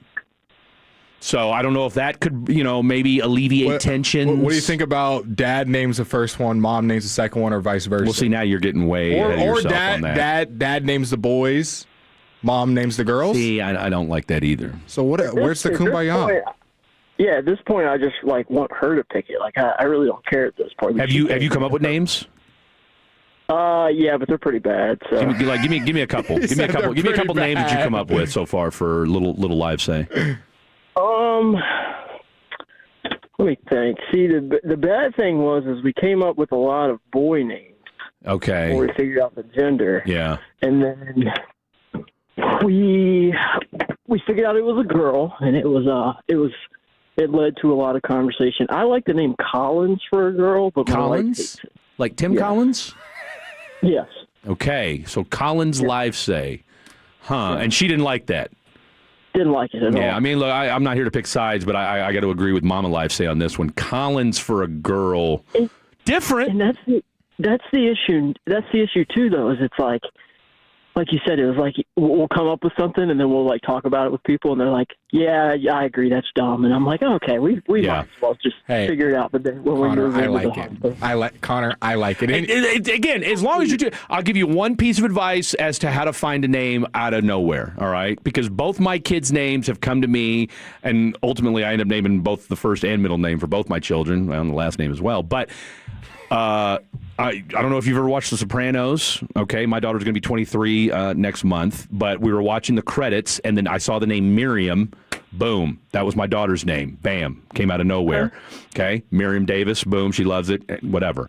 My son, I was actually on the toilet, and I had a Boston Celtics trash can, and the name Xavier for Xavier McDaniel came to mind, all right? Told his mother, I said, hey, I got a name for the boy, Xavier. She loved it. Bada bing, bada boom. Here we are. He'll be 18 in a few weeks. So just let it, like, the old saying, let the game come to you. Let the name come to you, all right? I'm going to give you guys a segue. What do you guys think about Quinnen for a girl?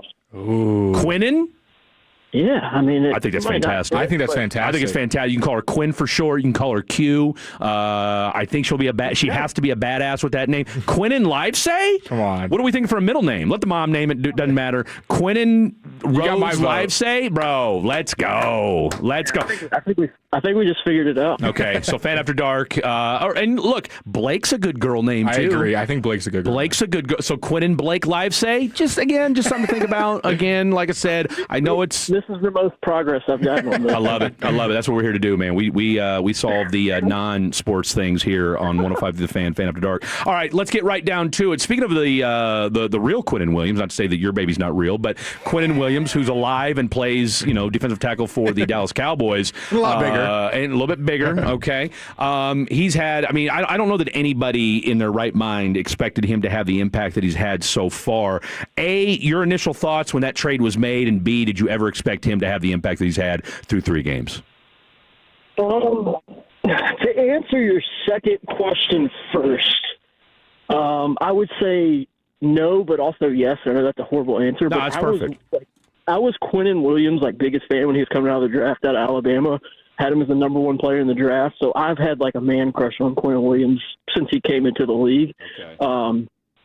And again, first few years with the Jets, he was phenomenal. And then the last 2 years, it kind of got, I don't think his play necessarily declined. I just think the situation around him declined, and he kind of fell into the trap there. So when they made the trade, didn't love that they were trading a first-round pick, but also was hey, you're not going to find a player of his caliber in the draft. As someone who follows the draft very closely, the draft's super overrated. Your odds of landing a Pro Bowl player, much less an all-pro player, are slim to none. So if you have a chance to add a all-pro caliber player with a, mid to late round pick, we know when Dak's healthy, this team picks normally in the, at least, in that 15 to 18 range. So a mid to late round first round pick and a second round pick for Quinnen Williams was worth it to me. And then, like I said, I didn't really expect him to be this dominant, but I also knew he had it in him from how much and how good he was at Alabama in his first few years in New York. Connor, I want to stay on the defensive side of the ball when it comes to the defensive back room. What have you thought the last couple of weeks? We're getting more Revel. Carson's been Revel, excuse me. We've had Carson in and out of the lineup. We're going to be getting Trayvon Diggs back. What have you seen from the defensive back room? What do you expect to see with Detroit, and kind of your overall thoughts of the secondary and stopping the pass? Yeah, I think you can tie some of what the secondary is now doing, which, against the Raiders, it was great. Against Philadelphia, it was really bad in the first half and then really good in the second half. I think you can tie some of what the secondary is now doing to Quinnen Williams and Jadeveon Clowney getting going and Kenny Clark playing a little bit better, also Digizua. So I'm not going to say that this secondary has come alive. It's still Trequez Bridges getting a lot of snaps. Hopefully that changes a little bit here now with Trayvon Diggs possibly working back into the mix. It doesn't sound like they're going to bring back up Josh Butler for roster management reasons, but you have some potential depth coming back to help you out. But I think Deron Bland has played much better over the last couple weeks than he did back before the bye. And then you have Brady Stewart, who I think has been kind of a surprising player for this team. Again, is he the most technically sound guy? No, but he is feisty. He's aggressive. He seems to be around the football a lot. He likes to get involved in the run game. So Brady Stewart, Deron Bland, Savon Revel, he's a guy who's been kind of just getting started, just getting activated. But if he can continue to take the steps forward like he has shown the last few weeks, I think you have 3 good starters that you can throw out there, especially when you got guys like Quinnen Williams, also Digizua, Donovan Ezeraku, who were creating some pass rush and getting the ball out a little bit quicker than they were the first half of the season. Yeah, because we saw Malik Hooker leave with back spasms and Marquise Bell get some snaps. So it'll be interesting to see what the secondary looks like against Detroit. But let's go to the offensive side of the ball. The offensive line. Fred, my cohort, has been loving up on Terrence Steele and thinks that he gets too much hate. What did you think of him and Nate Thomas stepping up in a big game against the against the Eagles and Chiefs?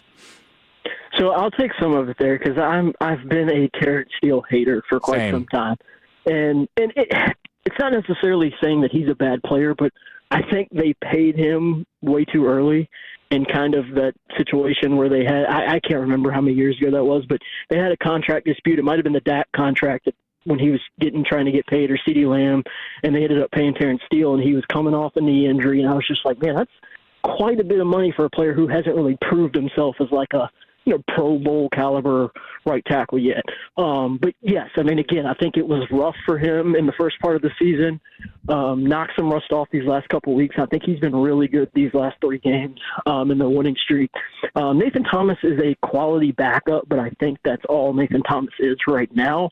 He can get you through a game. He can get you through probably a game or 2, but I don't think he's a guy that, a lot of people early in the season were saying bench Terrence Steele and play Nathan Thomas. And I think in the snaps that we've seen of Nathan Thomas so far this season, I still think Terrence Steele is a better player, even though he's making a lot of money, and we'd like him to not have that be a question as much as we thought it could be, 3 or 4 weeks ago. One thing I'll say, though, about Nate Thomas, I had a chance to catch up with him after the game on Thursday. For a guy that, played at Louisiana, right, so he's a small college guy, missed an entire year of football. I got to get – I mean, I'm cautiously optimistic. I don't disagree with you that, is his floor being a backup, but I think he could be a serviceable tackle. I mean, look, I think he's better than Akeem Adeniji. That hurts me to say that, him being a Jayhawk. But that being said, I think the one thing, and give me your thoughts.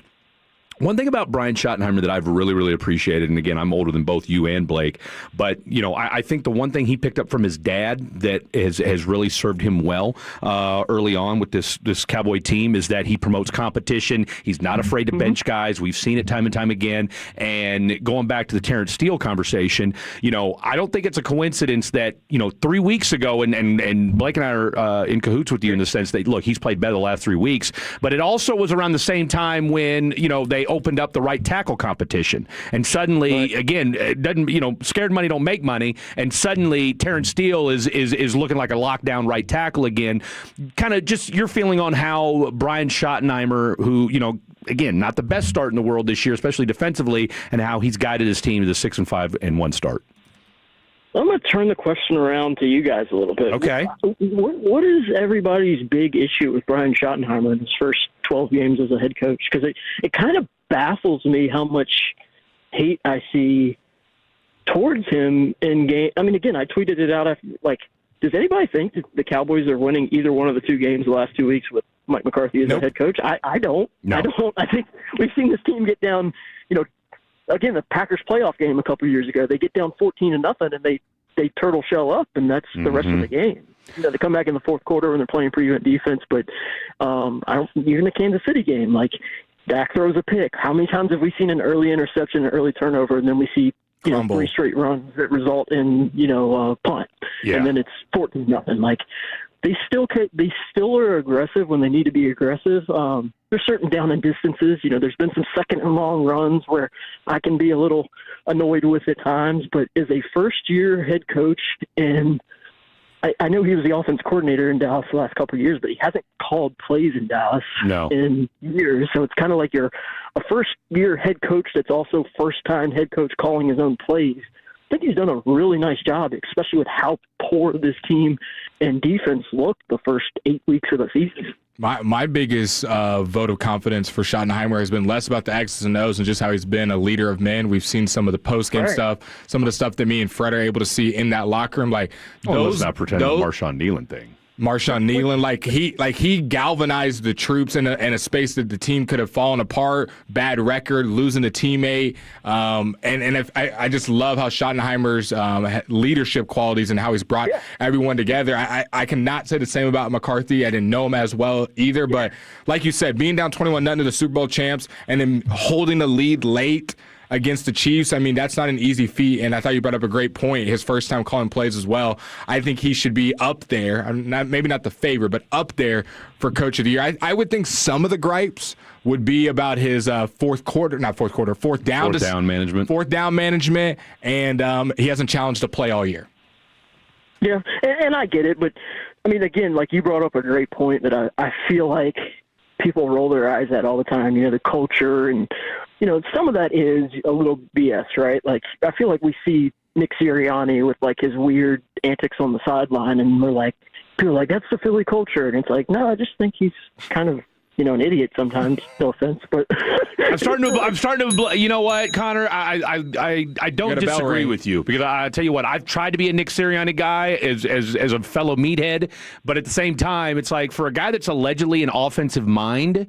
then why do you, A, rely on your offensive coordinator so much, and why have we seen so much, just inconsistency from an offense with a offensive-minded head coach?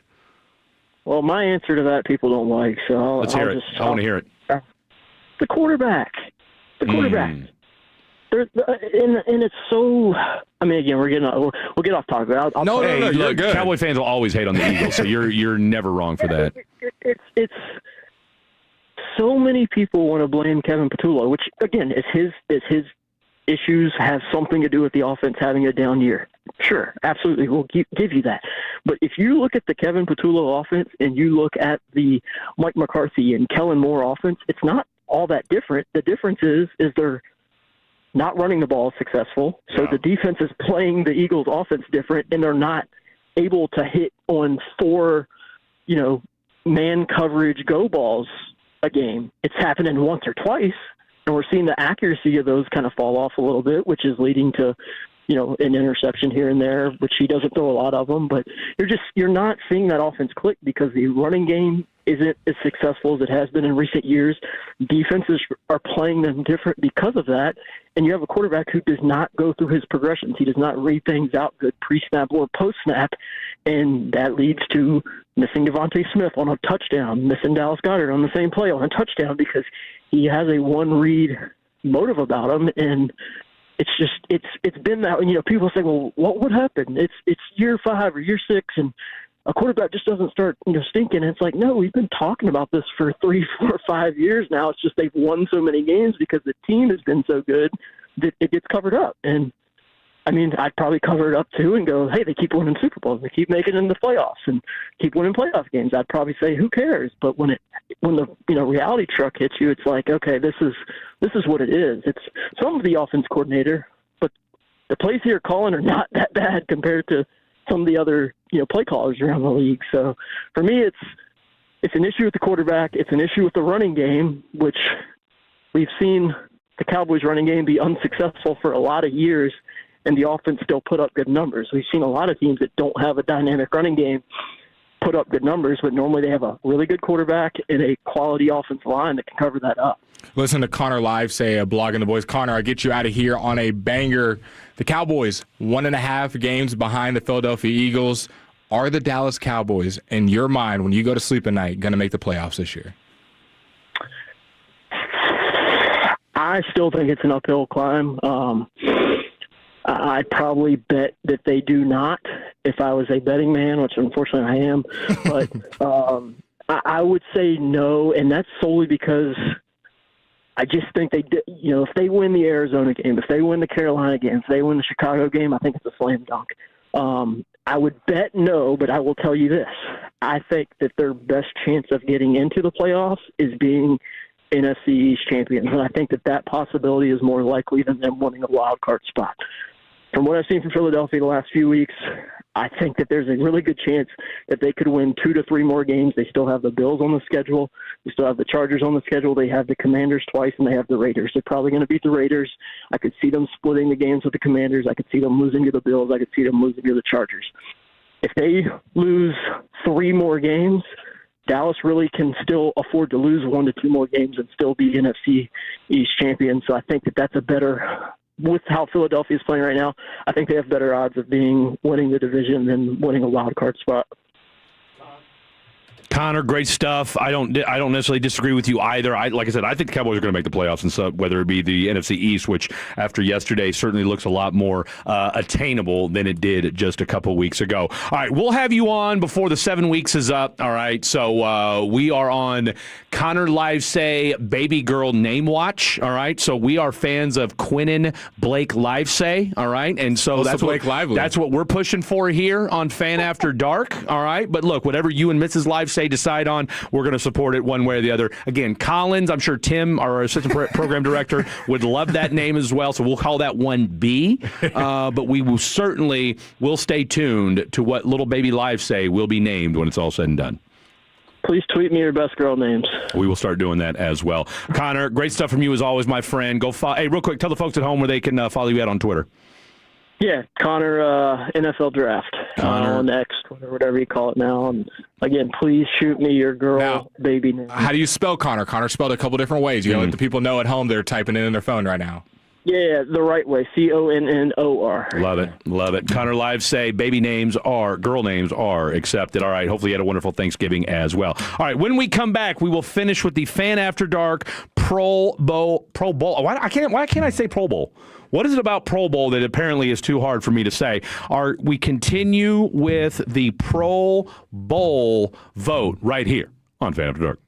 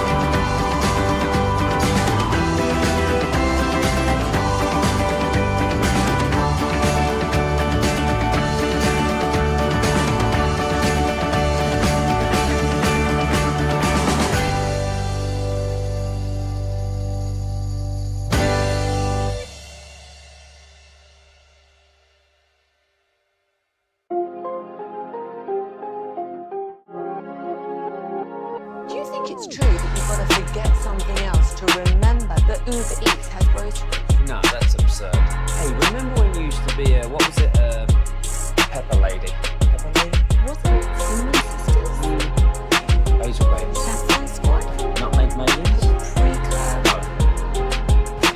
Nutmeg Maidens? I just said that. Was it Spice Girls? Doesn't sound right. Was it Saffron Squad?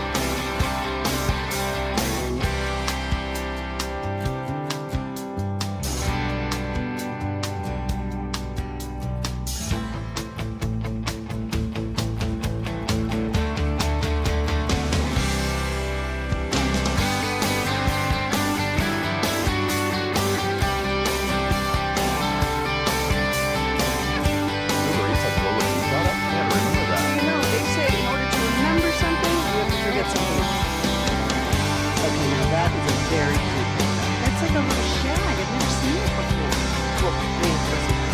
It's the Rachel. Oh, is that your name? No, I mean, what's your name? No, I'm Jen. My name's Jen. Right, but I just mean like this is your haircut. But that's Your hair. I'm not saying this is your hair.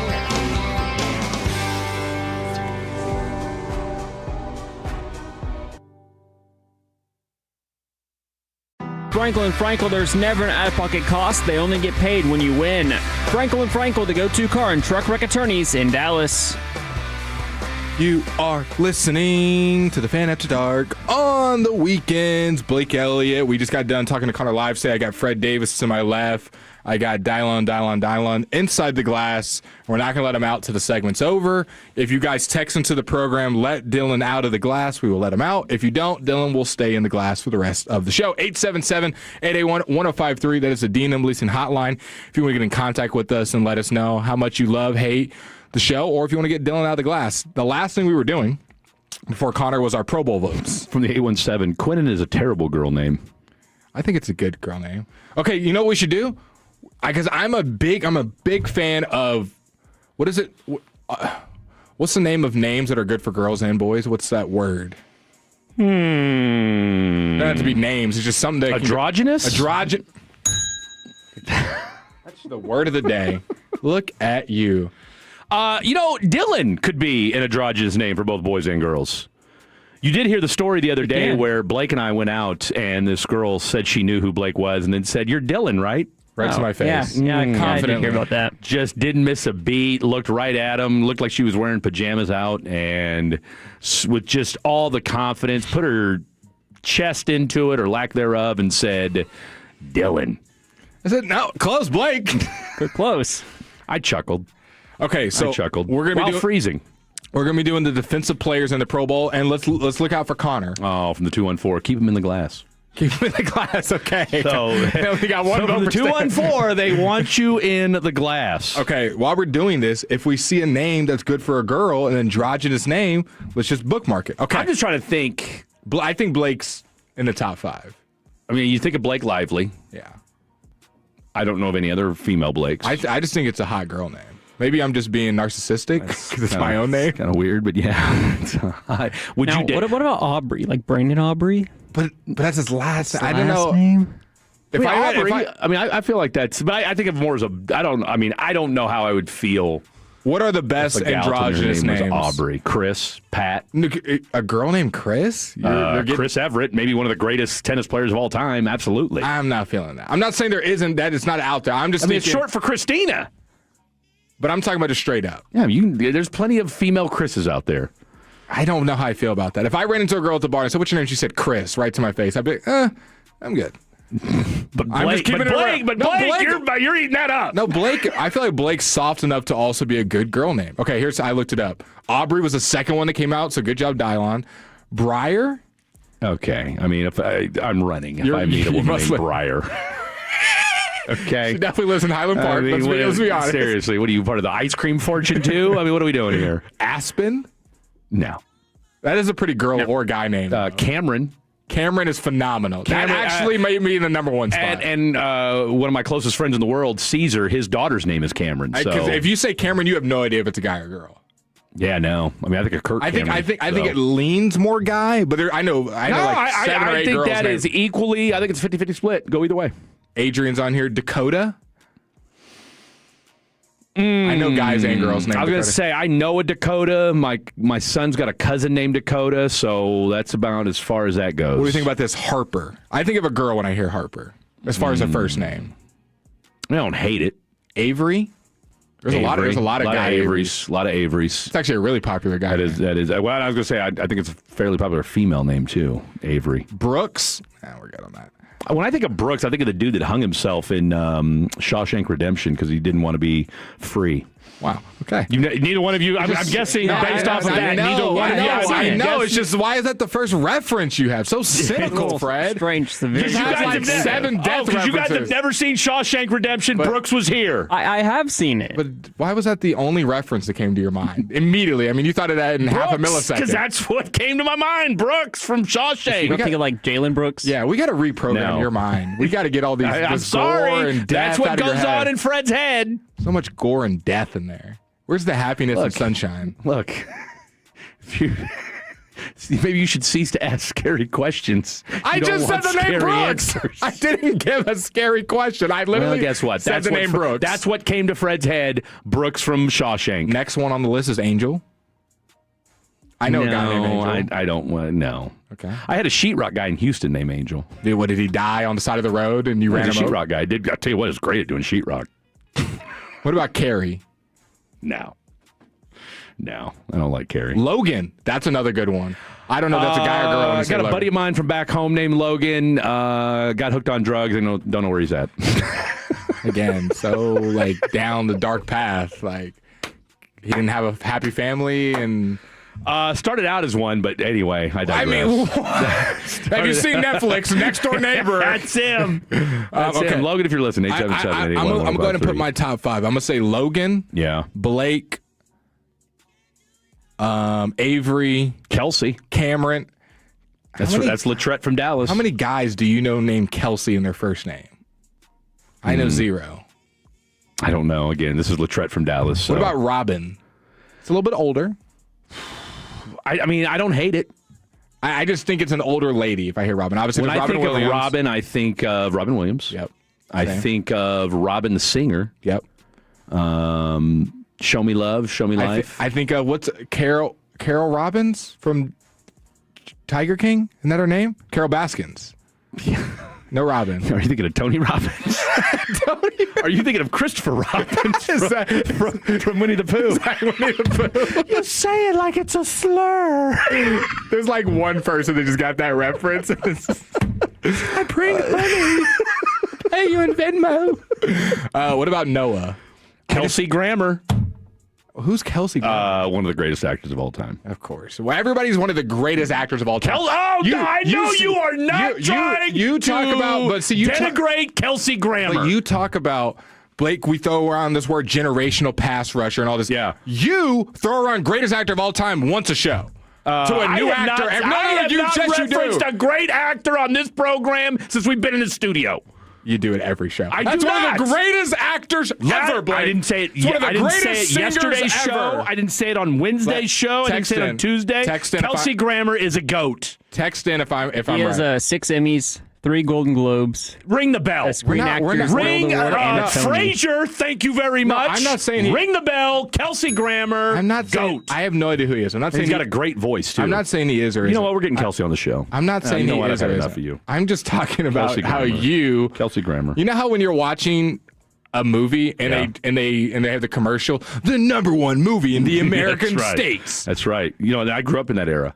They still do it. I mean, it's still happening. Not the same. That's you. Yeah, just what every actor. No, not every ever. actor. Not every actor. You have probably, since we've worked on the show, named half a dozen. More than half a dozen. And you know what? There's no way you've named 6 people. There's no way. Valid. You've gone at least 40 You can't name one other one. You can't name one other one. I'm not saying they aren't, but you probably have 40 because they go in one ear, out the other one. Kelsey Grammer, great actor. Thank you very much. Okay, I stand on it. Another one on here is Jordan's a phenomenal one. That goes in the top 5. That goes in the top 5. My cousin's son's name is Jordan. Because I know just as many girls named Jordan as I do guys. Yeah, a lot of Jordans out there. What about River? A little bit more unique. That's giving me strong hippie vibes. It is. Your mom probably birthed you in a forest or, maybe in a VW Bug is kind of the first thing that comes to my mind. I'm not gonna lie though, peeling the curtain back. Yeah. If I met a girl named River, I'd be pretty interested right off of that. Something tells me she doesn't shave her armpits. That's my first guess. I would be highly interested if her name was River. Yeah. Like she sounds pretty exotic. Especially if she reeks of patchouli. What about Ezra? Ezra. Okay, we'll move on. I mean, I think of the band. What about better than Ezra? What about Carter? Like Freeman? Yes. How many girls do we know named Carter? I don't know any. I mean, I think of S. Carter, so I don't know that would. No. Micah's on here. Kelsey Grammer, Sideshow Bob from The Simpsons, Frasier from Cheers, and the show. So let's call it what it is. What do you think about Micah? I know girls named Micah. I don't know any girls named Micah. I do. And then I know Parsons. We know his mom. We met his mom the other day. Yeah. Ryan is a uber Ryan and Reagan. Now Reagan's probably more of a girl name, but Ryan for sure. That's definitely a name that in the last decade I think has become more of a popular female name. I've got a niece named Ryan. I do too. So there you go. With not two a N's. niece, but Yeah, you do? I know people. Yeah, no, I think she's 12, I think? I don't know, 13, something. You should probably keep up with that. What about, did we already say, we already said Quinn, right? No, I mean, we said Quinn in when we were talking about now we're on cute non-binary names, so kind of the same thing. Yeah. Number one is Amari. Amari. I know a girl or two named Amari, but it leans guy, I think. I was going to say, I don't know a lot of Amaris, but... Okay, I'll be honest with you. I think of Amari Stoudemire. These are the great. First name. I'm gonna read these, and then we got to go. Next one up is Arbor. Arbor. So just a tree? Just a tree, huh? Who is named Arbor? Again, whoever named River. Her sister's name is Ann. Yeah, I was going to say. Somebody from Michigan. Okay, the next one is Artemis. Artemis. That's a pretty grand That's name. an old school, but ain't no female in the world being named Artemis. Let me tell you something. You name your daughter Artemis, she's going to be in the strip club in 10 years. Can you well, imagine 18. walking up to a girl? What's your name? Artemis. Huh. That's Arbor over there. What does she look like, I guess? I guess that's the first question. What does she look like? Now, the next one is a top 5 hot girl named Ash. Yeah, I don't know. Big Ash fan. I don't know that Ash is anything. Do you think that's also a guy name, though? Yeah, I guess Ashton Kutcher. I mean, Ashton. Yeah. I guess Ashton in I mean, general. you call him Ash for short, but I don't Ashton's know. pretty both ways. Yeah, I could see Ashton being a girl name, too. I feel like it is. Next one on here is Basil. Basil. Like the season? Seasoning? Yeah. Like the leaf. Basil? Yeah. I mean, Basil. I mean, we cooking? Blake's right behind it. We already said that was good. Everest comes up on the list at number 9. Everest. It's pretty dope. Don't let that be a girl. You can't name Number it. 10. You can't be a girl named Everest. Jet Nelson. I mean, that's. Do you know any girls named Jet? No. I barely know any guys. I mean, I was going to say Jet Nelson was the first dude I ever met, human being I ever met. So, all right, 877-881-1053 from the 214. Fred, you got to be more positive, brother. Positive about what? I agree. Don't slip. Hey, look, We're going to put positive vibes in Fred's head. I got plenty of positivity. Just because that's what comes out of my head doesn't mean that there's other positivity that can be spread around as well. That is, and see, that needs to stop right there. Okay, Artemis. That is, okay, Ash. All right, Arbor. We got Dylon in the glass. We've got Blake Elliott. I am Fred Davis. Look, you can never go wrong with the name Fred either, but that's another story for another time. Let's do a little audio dump. Is Lane Kiffin ever going to make a decision? Well, did a run-in with a Ole Miss reporter sway his decision? We'll hear from that next, and plenty more audio from the week of sports. This is Fan After Dark. Sometimes a catastrophic life event, like a divorce.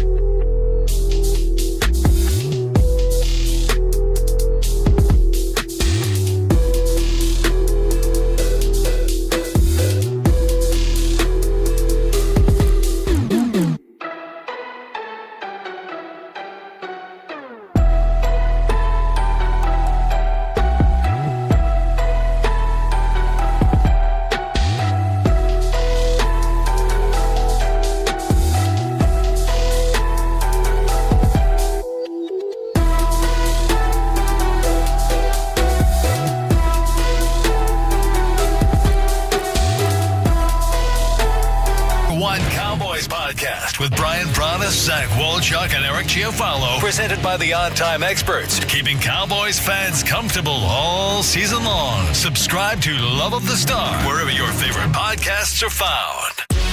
And it's back to the Fan After Dark. This upcoming segment is brought to you by Classic Chevrolet. If you're in the market to upgrade your vehicle, get to Classic Chevrolet and Grapevine. Back-to-back #1 Chevy dealership in the world. They've got more new Chevys than anyone, all priced to sell. Visit ClassicChevrolet.com. This is Texas. This is Classic Chevrolet. Together, let's drive. Relax and enjoy the difference based on new Chevy registration 2023 and 2024.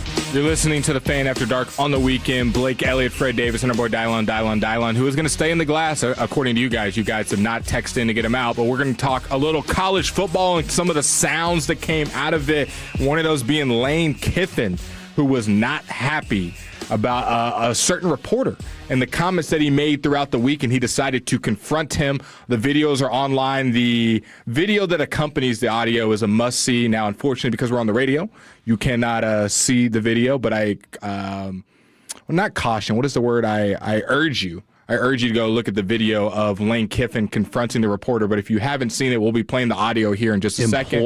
Implore is a good one. I'm trying to extrapolate my vernacular day by day.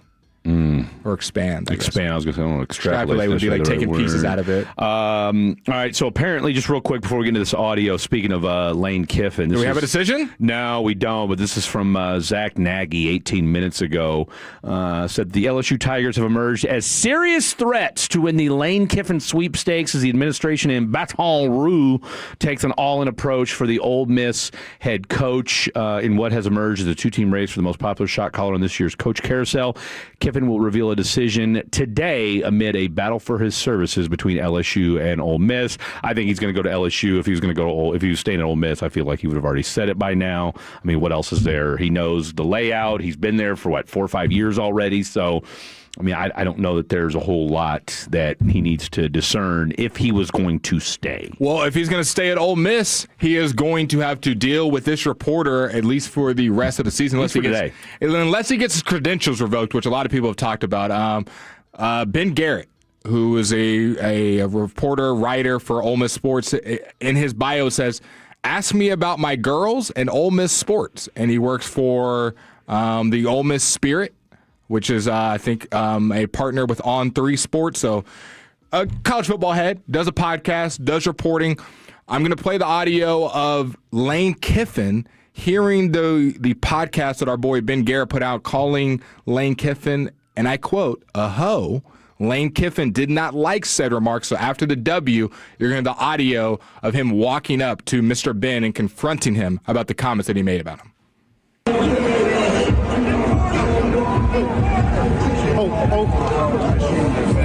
So you want to walk in here and call me a hoe? We'll see how it goes.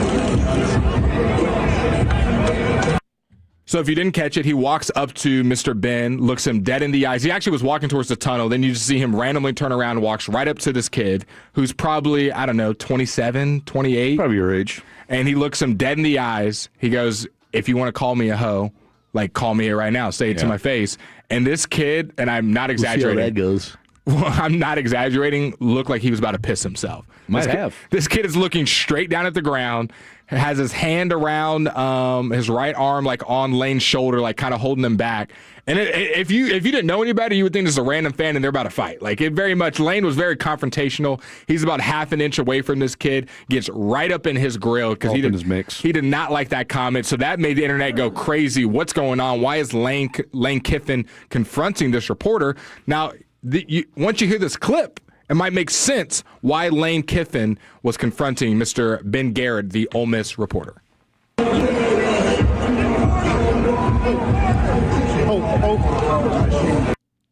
All good.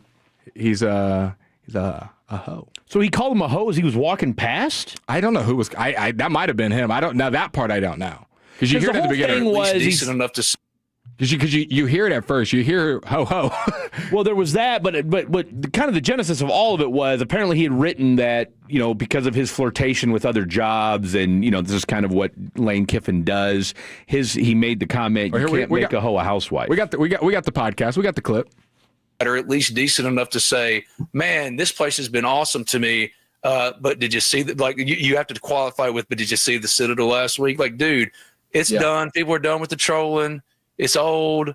This whole situation reminds me of a Project Pat line. Do you know what that Project Pat line was? Do you even know who Project Pat is? I know who it is. I don't know what the line is. Project Pat's up from 36 Mafia, right up in the road from here in New Albany, in Memphis, Tennessee. He said, you can't turn a hoe into a housewife. Hoes don't act right. And I feel it's appropriate because, I mean, tell me it's wrong. Like, dude, it is what it is. You can't turn a hoe into a housewife. Like, that's what's happened here. We're going to end this on a 666 Mafia quote. 3-6, not 666. You're so white. But you get what I'm saying? Like, dude, you knew what you were signing up for. All Ole Miss fans would say, it doesn't have to end messy, and you made it messy anyway, right? I don't know how you draw any other conclusion other than Lane Kiffin is leaving. This is his last year at Ole Miss. Maybe not his last. All right, so that was earlier in the week. My only pushback is going to be this. All right. If you're going to be Mr. Colin, I mean, you said it proudly. You could say it's the environment or the situation, but you're calling Lane a hoe. Yeah. Okay. Like, you can try to flip it however you want. But if you're going to use a rap lyric, all right, from 3-6 Mafia, all right, and Project Pat, 666 all right, Mafia. like, you're going to call him if you'd have called him a chicken head, that'd have been a whole different conversation. But okay, so you're going to say, and by the way, I mean, there's been plenty. I mean, making a hoe a housewife is a pretty that Project Pat's not the only person who's ever said that, so let's call that what it is. But if you're going to attribute that line to Project Pat and try to, I'm hip, I listen to hip hop, and then when you get confronted, let's play the confrontation clip again one more time. Oh.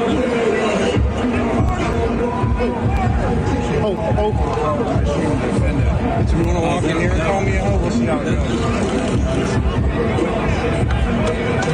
So you call Lane Kiffin a hoe, all right, and use it under the guise of, well, that's Project Pat, and he's a hoe, make a hoe a housewife, which, okay, I can respect that.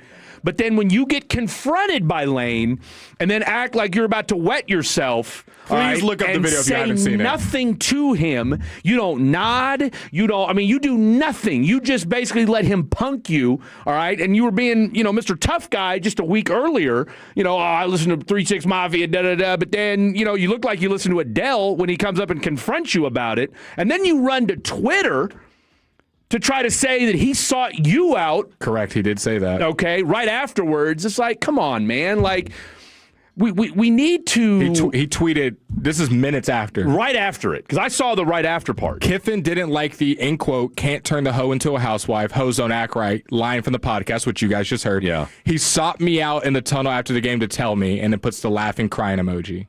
And everyone in the comments was like, we've seen the video. Yeah, bro. Like, come on, man. Like, you can't say that, and then the entire internet, the world, has the video of him walking up to you, and then you trying to act like everything's cool, and you're just, oh, what's that, coach? No, man. You can't.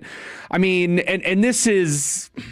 this is what you get with these independent. I get it. Everybody's trying to get clicks. Everybody's trying to go viral. I was talking to Corey Mose on the phone about this earlier. I said, this is what media has come to now. This is crazy. This has been like this, though, right? And so, we can say what we want about, are we mad at, Lane Kiffin? Are we mad at certain people? And I'll say this.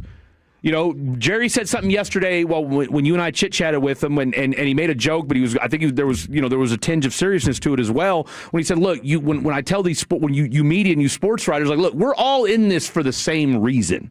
Okay, now look, obviously he's a billionaire, so. His direct deposit hits a little bit different than you and I's does, okay? But I get what he's saying when he says that. But, you can't try to be Mr. Inflammatory, Mr. I'm going to say whatever, say something as incendiary as, I'm going to call him a hoe, and then when he confronts you about it, you got nothing to say. Well, let's go to the press conference because it doesn't end there. Lane Kiffin, after the W, is doing his press conference, and he references someone asking him the question about the hoe line. You're going to hear Lane answering the question, answering another question, and then you're going to hear this same reporter who's talking a little bit louder this time and confronts Lane Kiffin about the comment. There's been some frustration over the last couple of weeks. I saw you post-game during the incident right before you went into the locker room. It just seemed like you were a little bit upset.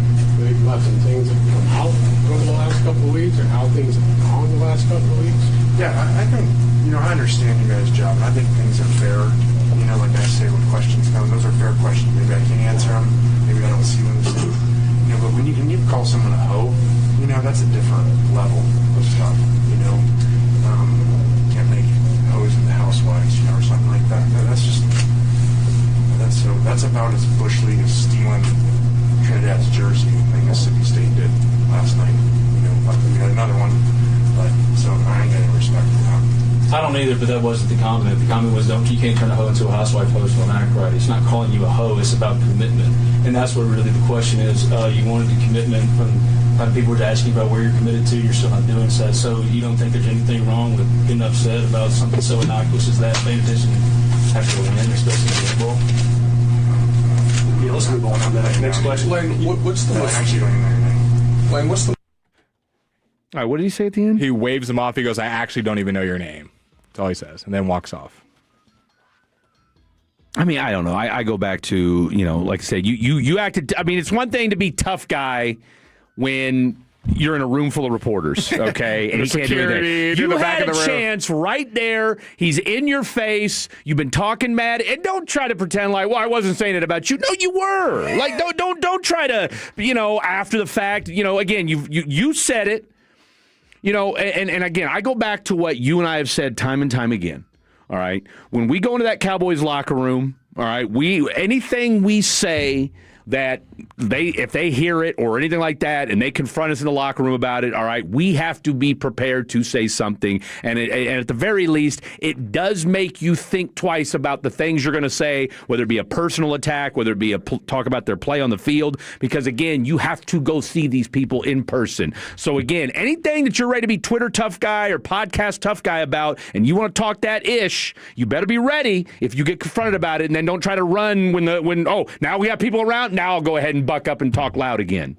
This is going to prove your point even more. This is the same reporter today. He was doing his, or this is later in the press conference is over that night or that day, if you will, because Ole Miss played at daytime. He goes back up to do the rest of his pod or the end of the game. This is what he had to say. It's only a 4-second clip. This is the end of the podcast. This is right to you, Fred Davis and Lane Kiffin. I want to throw a little more... Ain't nobody scared of this Lane Kiffin, guys. I promise you. I mean, the video suggests otherwise. All right, that look of on your face, you know you were scared, because if you want to say something, say it. You had your chance. How are you gonna go back on? Ain't nobody scared of Lane Kiffin. Man, get out of here, dude. You know what? Like I said, you want to be a Twitter tough guy. You want to be if you're gonna talk crap about somebody. No one's saying to fight him, because someone just texted me, you wanted to fight him. No, you can't fight him. You didn't look him in the eyes. You didn't look him in the eyes, and you didn't, as the kids say, stand on. If you're gonna, and again, I wouldn't. I mean, that's a tough thing to say. A housewife. And Lane reads. You know somebody came back and said, told Lane that. All right? So, and then you want to pretend like ain't nobody scared of Lane. Well, no, the video suggests otherwise. All right. Corey Mose. All right? I'll tell you what. We are scared of Corey Mose, but in a good way. We're scared of all the information he's about to hit us with in a good way. Corey Mose, friend of the program, KVUE over in Austin, one of the best to ever do it, joins us next. Don't go anywhere. This is Fan After Dark. When your friends say, hey, did you hear? You can proudly say, I heard it on the Fan. Keeping you sports informed with some quality laughs along the way. Turn it on and leave it on. 105.3 The Fan, the Odyssey app, iHeartRadio app, and TuneIn app. You finally made it to your destination, but that little voice says, did I lock the door? With DFW Security, you just tap the app. Doors locked, cameras rolling, house safe. Protecting your home has never been this easy. DFWsecurity.com. We're here at Genesis of Plano, part of the Huffines Auto family, and asking customers what the it means in Huffines has it. Today, we've got Tim Luttrell. The it for me was even after the purchase of the car, the service and support team continued to follow up with me to make sure that I was happy. And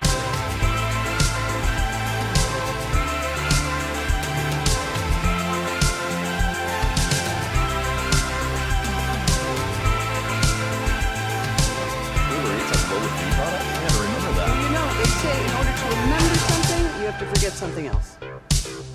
Okay, now that is a very cute haircut. That's like a little shag. I've never seen it before. Well, I mean, of course you have. It's the Rachel. Oh, is that your name? No, I mean like your name. No, I'm Jen. My name's Jen. Right, but I just mean like this is your haircut. But that's hair on your head. I'm not saying this is your hair.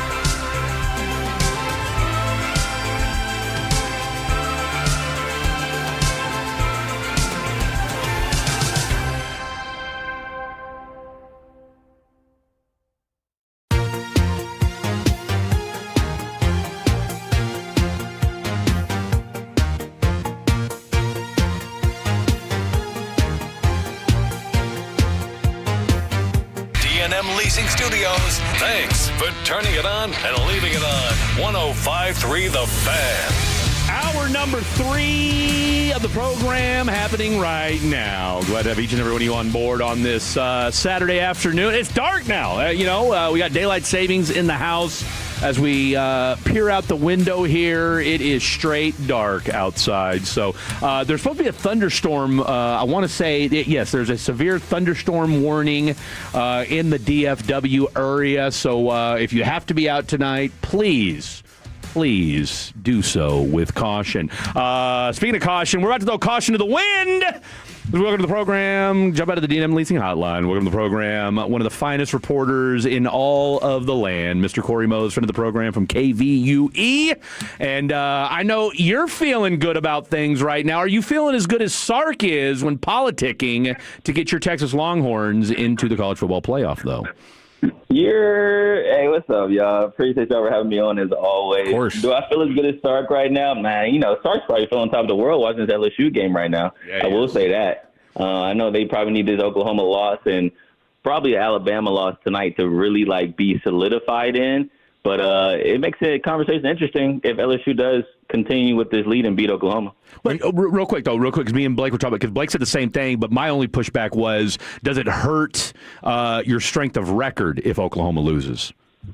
No, I think at the time, they're going based off the time they played. Okay, so that's what Sark was saying last night. When Vanderbilt played Texas, they were top 10. Oklahoma played Texas, they were top 10. So when Sark says they have 3 top 10 wins, that means when they play. Now, I would argue the same argument could still be there when it comes to the end of your schedule, because they're the only team to have 3 top 15 wins.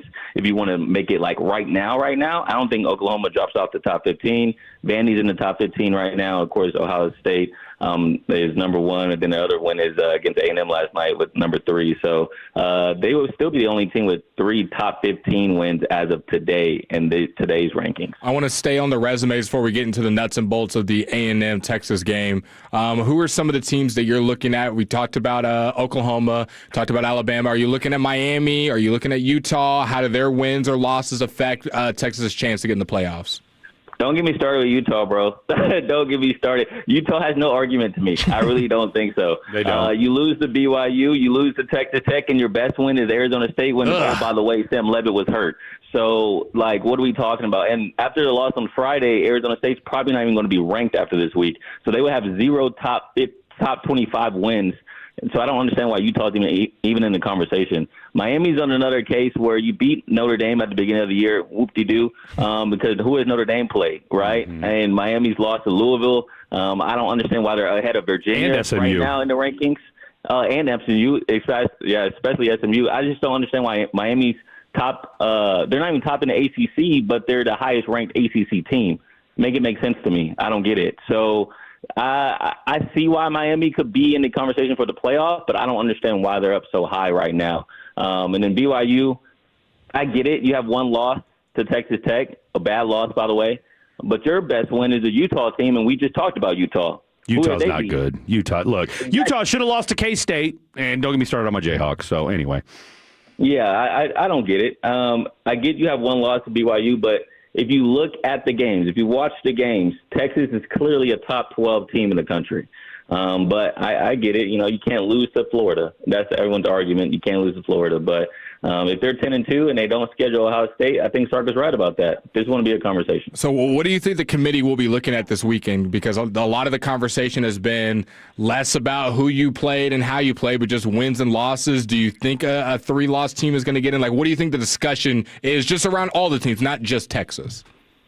I think the discussion will be who have you lost to? Because it seems like who have you beat doesn't really matter to the committee, in my opinion, because Miami beat Notre Dame. And for some reason, they're behind Notre Dame in the standings. We speak about Vanderbilt. Vanderbilt's ahead of Texas right now. Guess who beat Vanderbilt? Yeah. Texas.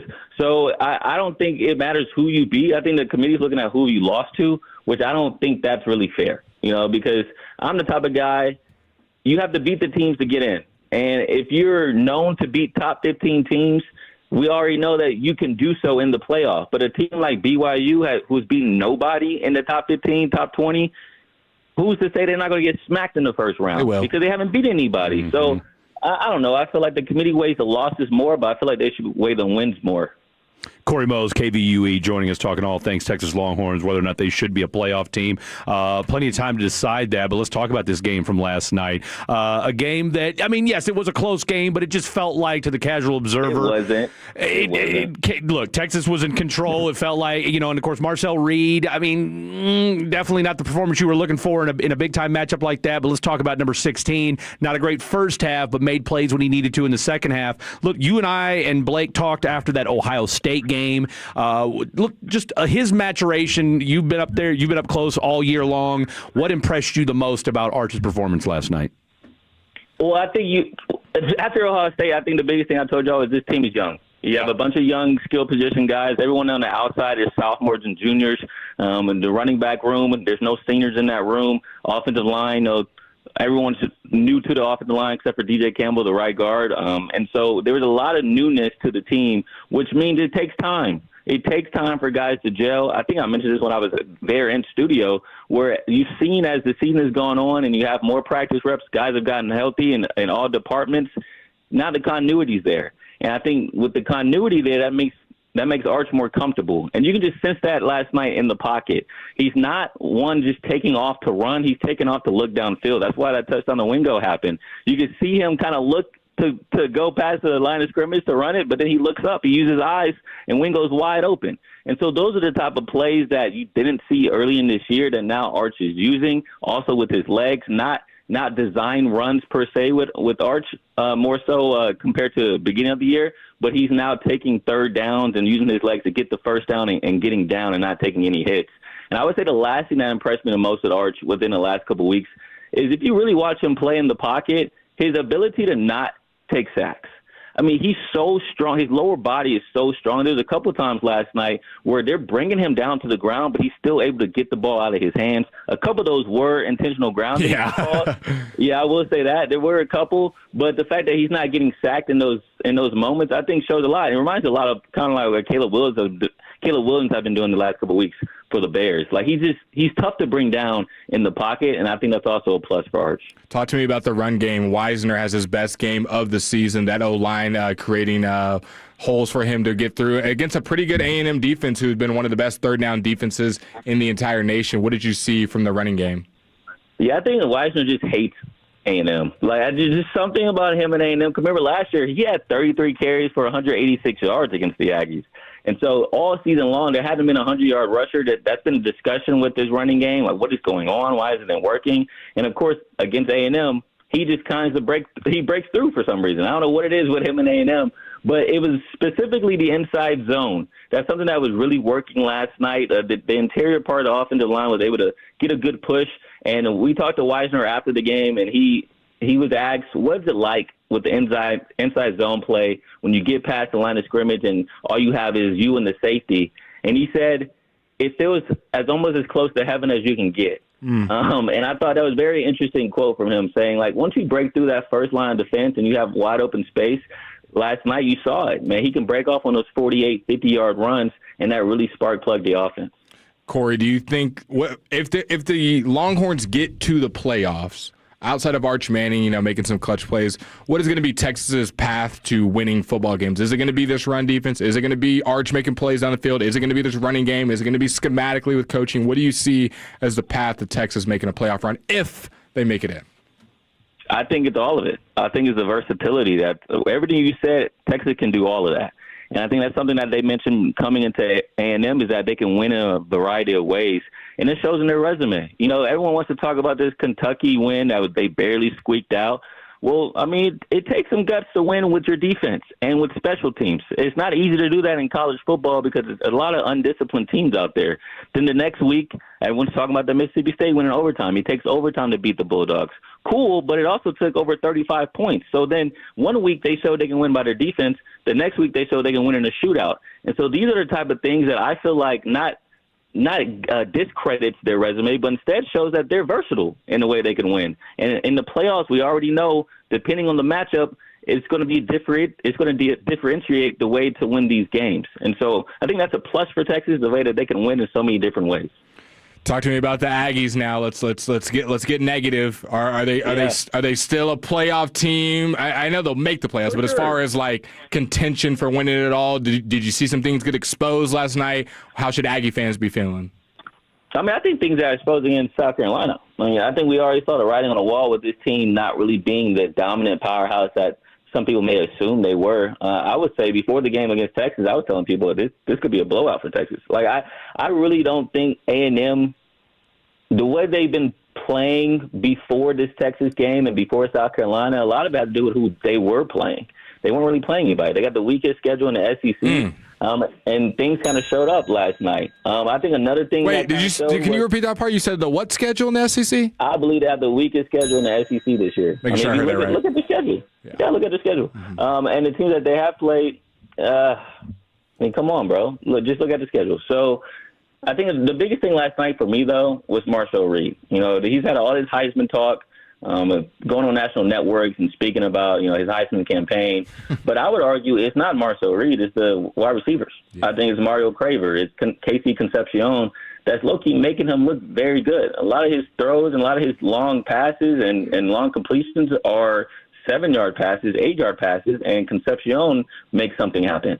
And so that's why I feel like he got exposed last night. When Marshall Reed has to go make a play himself, he didn't really do that. He threw 2 picks at the end of the game. And I think he was pressing a little bit. So that would be my biggest takeaway from A&M. And the pass rush just wasn't really there last night. Apparently, Texas O-line is really bad. That's what I've been hearing all year. But you didn't really feel it last night with this guy in Cassius Howell, supposed to be the SEC sack leader. You didn't really feel him at all. So I think that's something that also surprised me with A&M was the pass rush really wasn't as dominant as people talked about going into that game last night. Does this silence the Sark to the NFL rumblings, at least for a week or two? Yeah, for a week or two, but they're not gone. Look, I've been telling people I could see Sark leaving next year. I really do think so. I think that's the timeline. Everyone's talking about this year. I'm more so looking towards next season. Okay. Once Arch leaves, you have to stick around with Arch. I mean, that's at the end of the day. You have to finish your time with him. Arch came to Texas for Steve Sarkisian. Yeah. And so it's only fair, it's only right to that family, and you don't want to have a bad relationship. You do not want to make the Mannings mad. Exactly. But I would not be surprised if next year is the year he leaves Texas because I'm not sure how happy both parties are right now with the results that's been happening on the field. And I can totally see Sark seeing this situation in college football right now, seeing if they don't make the playoffs this year, that would really piss them off. And just thinking, like, I don't have to do this. I can go to the NFL if I want to. So I would say next year's the year really have that conversation. Real quick, Vandegrift beats San Marcos 24-7. Lake Travis beats the brakes off of Laredo United 41-7. Are we going to have Vandegrift and Lake Travis making another state title run, or Vandegrift repeating as state champs? Well, guess what? Vanderbilt's got to go past another local team in Dripping Springs. I forgot about Dripping Springs is balling, dude. This Saturday, Vanderbilt versus Dripping Springs, I believe, at the Alamo Dome. And Drip got a couple receivers. They're both D1. They're legit. They really are. And they've been beating the brakes off of everybody, too. Yes. And mind you, Drip had a tough loss to Lake Travis earlier this year. I believe it was like 13-7, very low scoring, but Drip didn't have their 2 receivers in that game. So the fact that they didn't have their 2 receivers and still was only lost by 1 possession says a lot about the Tigers. And so that's the game of the week to me, Drip versus Vandegrift. Lake Travis, yeah, for sure. They're going to face some Houston team, and that's when we're really going to find out how good they are. But until then, yeah, they're going to keep rolling. Now, real quick, I know Vandegrift is D2. Is Lake Travis D1 or D2? I believe they're D1. Okay, D2. all right. Yeah, I wouldn't mind seeing them. They might be playing Dickinson or C.E. King, and they came out of the... Hey, man, don't talk about Dickinson, man. Dickinson knocked out my Oilers, man. So. Oh, you're a straight Jesuit? I mean, yeah, y'all scored 8. Y'all scored 8. I mean, now, granted, Dickinson... Pearland. Oh, you're Pearland Oilers. Hey, that was a good game, though. Was it 28-21? Yeah, it was close. Pearland was undefeated. And hey, look, I talked about those coaches this year. They both had the countdown to kickoff mojo, but don't sleep on my boy, Coach Snelson, okay?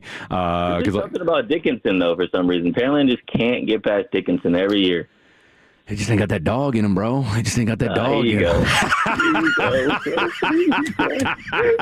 Hey, you low-key right, though. Man, Pearland, it ain't no struggle in Pearland. What are we talking about, man? You've been to Dickinson, man. That's Clear Lake. My God.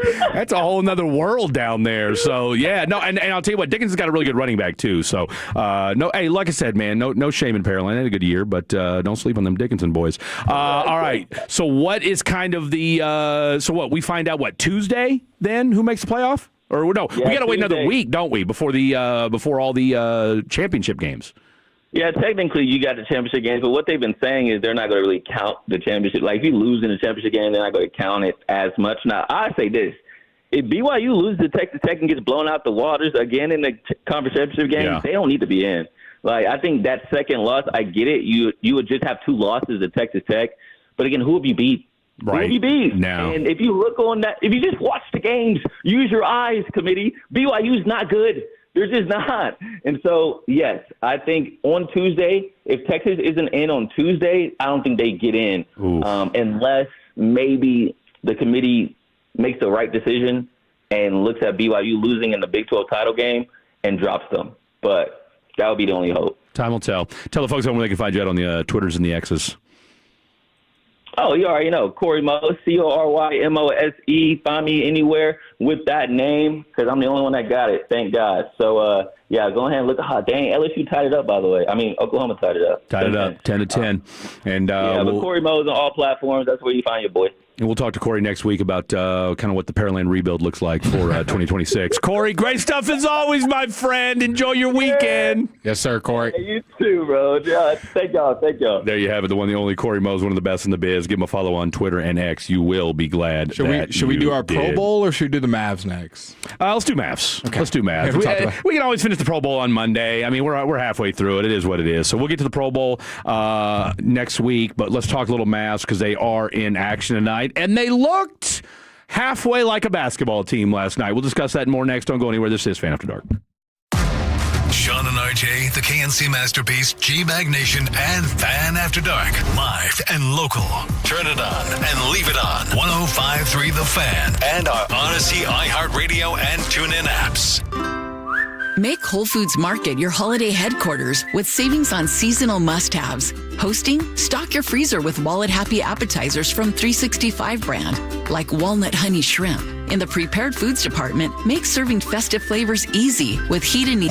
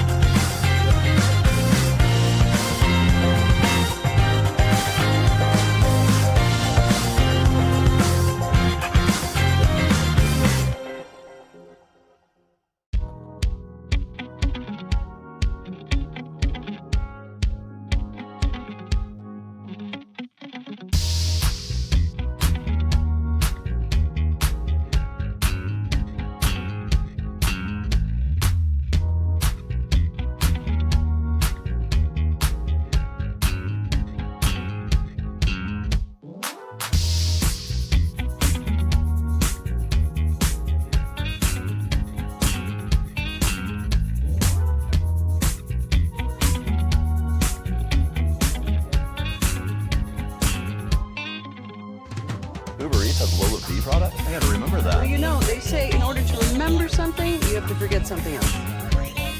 Okay, now that is a very cute haircut. That's like a little shag. I've never seen it before. Well, I mean, of course you have. It's the Rachel. Oh, is that your name? No, I mean like your name. No, I'm Jen. My name's Jen. Right, but I just mean like this is your haircut. But that's hair on your head. I'm not saying this is your hair. Okay, freaking me out a bit.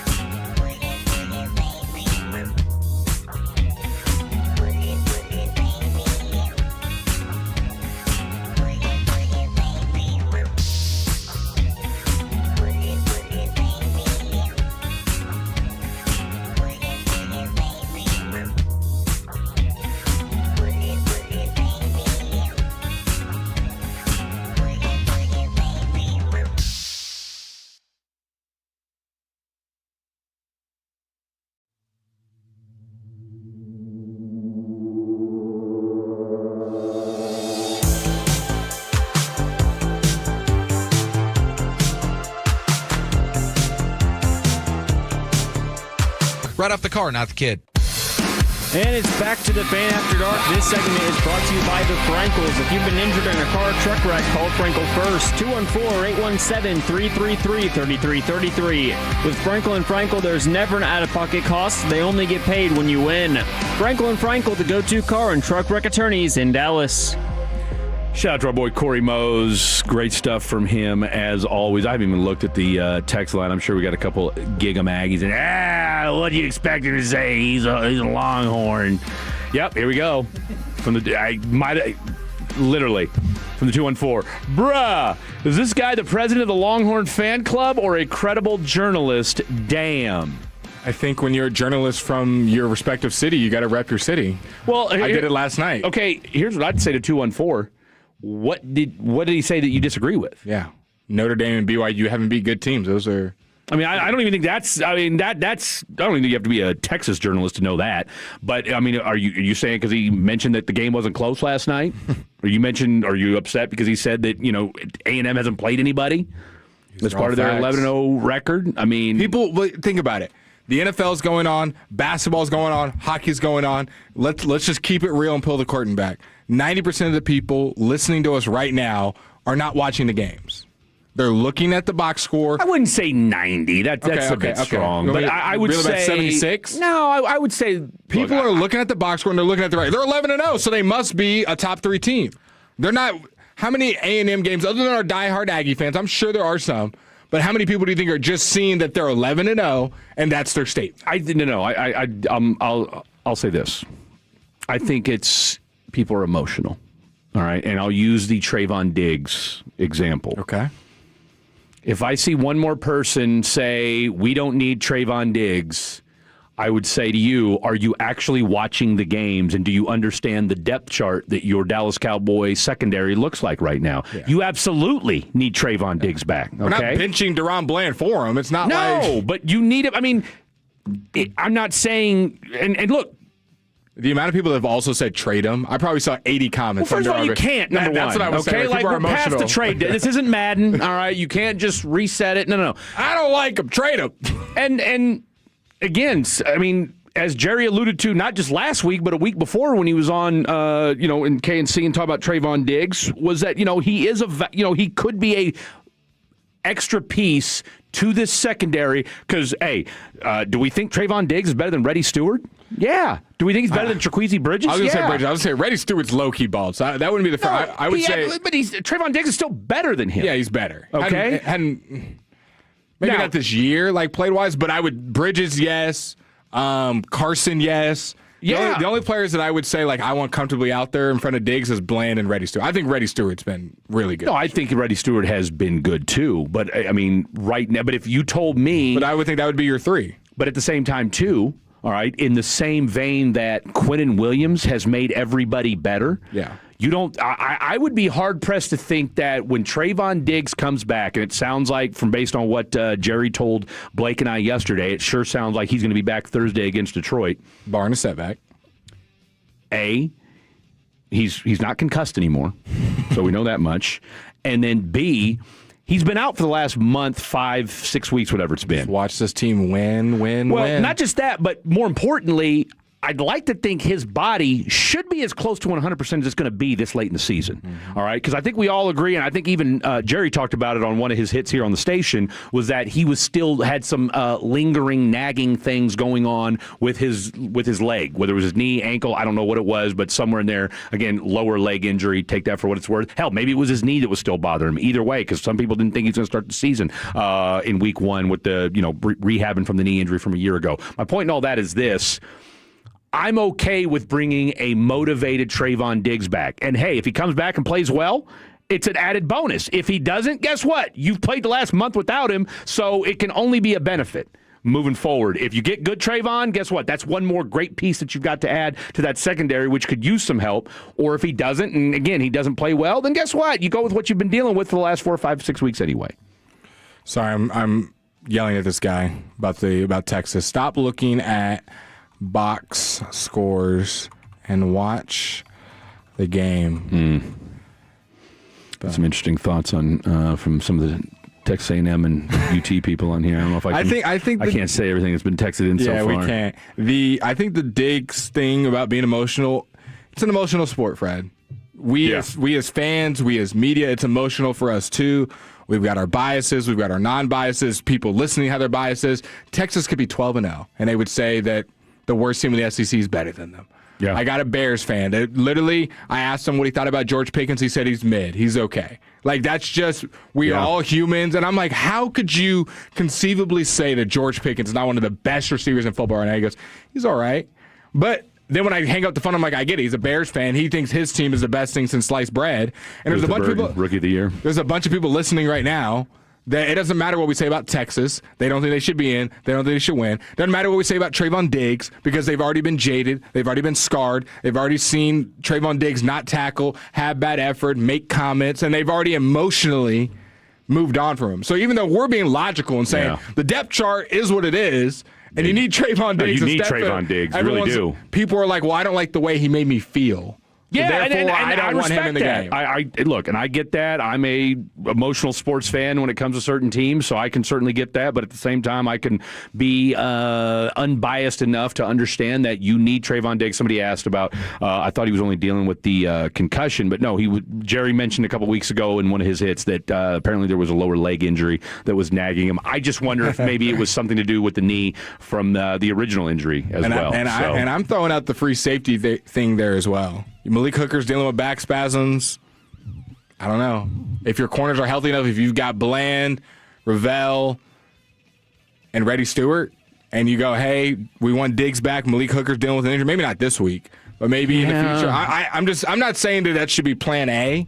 I'm just saying that maybe. Safeties want to have to tackle, though. They do. And that's the biggest reason why because you got to be theoretically in an Eberflus system. You got to be filling the gap. No, you have to be. Like, theoretically, yes. Does the idea of him going? I mean, I look, ball hawk back there. I look at. I mean, so like Ed Reed was the biggest tackle in the world, but Ed Reed would stick you. I mean, Ed Reed wasn't afraid to get into the mix, and teams would use that against you. I don't know that I would feel comfortable putting Trayvon Diggs in a safety position. Like, if you absolutely had to, and it was just a numbers thing, sure. I'm agreeing with you. Now that I'm thinking about it, because even if you wanted him to put him as a single high safety, like in coverage, teams would realize you were trying to do that. And how many times do we want Donovan Wilson to not be in coverage, and they would motion guys to get him out of the box? Like, teams know that, like, okay, you don't want Donovan Wilson in coverage. By the way, Donovan Wilson hasn't looked too bad the last couple of weeks. Yeah, you know what I listened to the other day? I listened to me and Donovan are back. We're boys again, so I just want to make that clear. I listened to our clip of people that get score on the Cowboys defense on our Instagram. Yeah, remember the clip about what was our boy in the wheelchair? Oh, Stephen Hawking. Yeah. Yeah, now if Donovan Wilson wanted to punch you in the throat, I could see that too. So, yeah. But me and Donovan are cool. Want to make that clear, okay? Kenneth Murray was in there. and Sam Williams were the three people that were the butt it's of our funny you joke. said. I do wonder if Kenneth Murray does listen to the station, because the first time I talked to him in the locker room, couldn't wait to talk to me. Second time, he did talk to me, but he wasn't as excited to do it. You fan After Dark? Pretty sure I heard you and your boy making fun of me the last week on the show. Just saying. And, if that were to happen. But they've been better since. So maybe it's motivation. Hey, my question to any guy that would say, hey, you've called me out, I'd say, well, where was I wrong? And I try to be respectable about it and tell me. And you know what? And I would say right now, hey, look, I'm talking to you man to man. Tell me where I'm getting it wrong. What show do you think would have the worst time in the locker room as far as getting pushback from the players out of our 4 shows? Like, if they were going to the locker room, they better be on their toes, because the players are going to have some comments. I mean, it's obviously not us, because we've been in there every week and no one said anything to us. They haven't said anything to us. Now, granted, are they listening to the night show? I don't know. My guess is they're out and about doing things with their loved ones. I mean, it'd have to be the morning and the afternoon show, because those are the most listened to shows. Yeah. And of anything they say, they're going to go, the morning and afternoon show is going to go viral before any other show. Yeah. Right? So you thinking if Sean and RJ were to go in the locker room? Yeah, I can see that. Because Bobby, now Bobby's at the there. same time, though, Bobby goes in there and Bobby's nobody, there. and they don't any pushback. Yeah. So I'm thinking I would probably say Gavin Dawson and Sean Sharif if I had to put a pencil. Look, but that's their job. Their job is to call things out and stir the pot a little bit and start conversation. I love my teammates. I'm just saying. They're not wrong for what they said. Look, it's an opinion. I know they were proponents of saying, hey, do you maybe consider trading CeeDee Lamb? And my thought process of it was, look, let's give him a week. He's earned that right to have a bad week. And then boom. And we talked, and look, you and I said on Wednesday night, what are the chances of CD having a bounce back game? And isn't that great? We put that on the IG, and then boom, he bounces CD back. is too good of a. Again, this isn't Ryan Flanoy we're talking about. No disrespect to Ryan Flanoy, but okay, he had a good game on Thursday, and we hadn't seen him since the Jets. Whereas with CeeDee Lamb, you know what you're going to get. We're the worst. Someone just texted. Did I miss the Mavs segment? Tell you what, they play tonight. Tell you all that to tell you this. Okay, they lost last night to the Los Angeles Lakers. We can talk about them next. They deserve a second. They played Luka. Well, I'll tell you what. No, they can, but we're going to have to push it to 6 o'clock because we have to do our picks next. We can do our picks at 6. You want to do our picks at 6? Yeah, we owe it to the 2 and 4. He's been waiting for this Mavs segment, and that's my fault. I think I distracted us.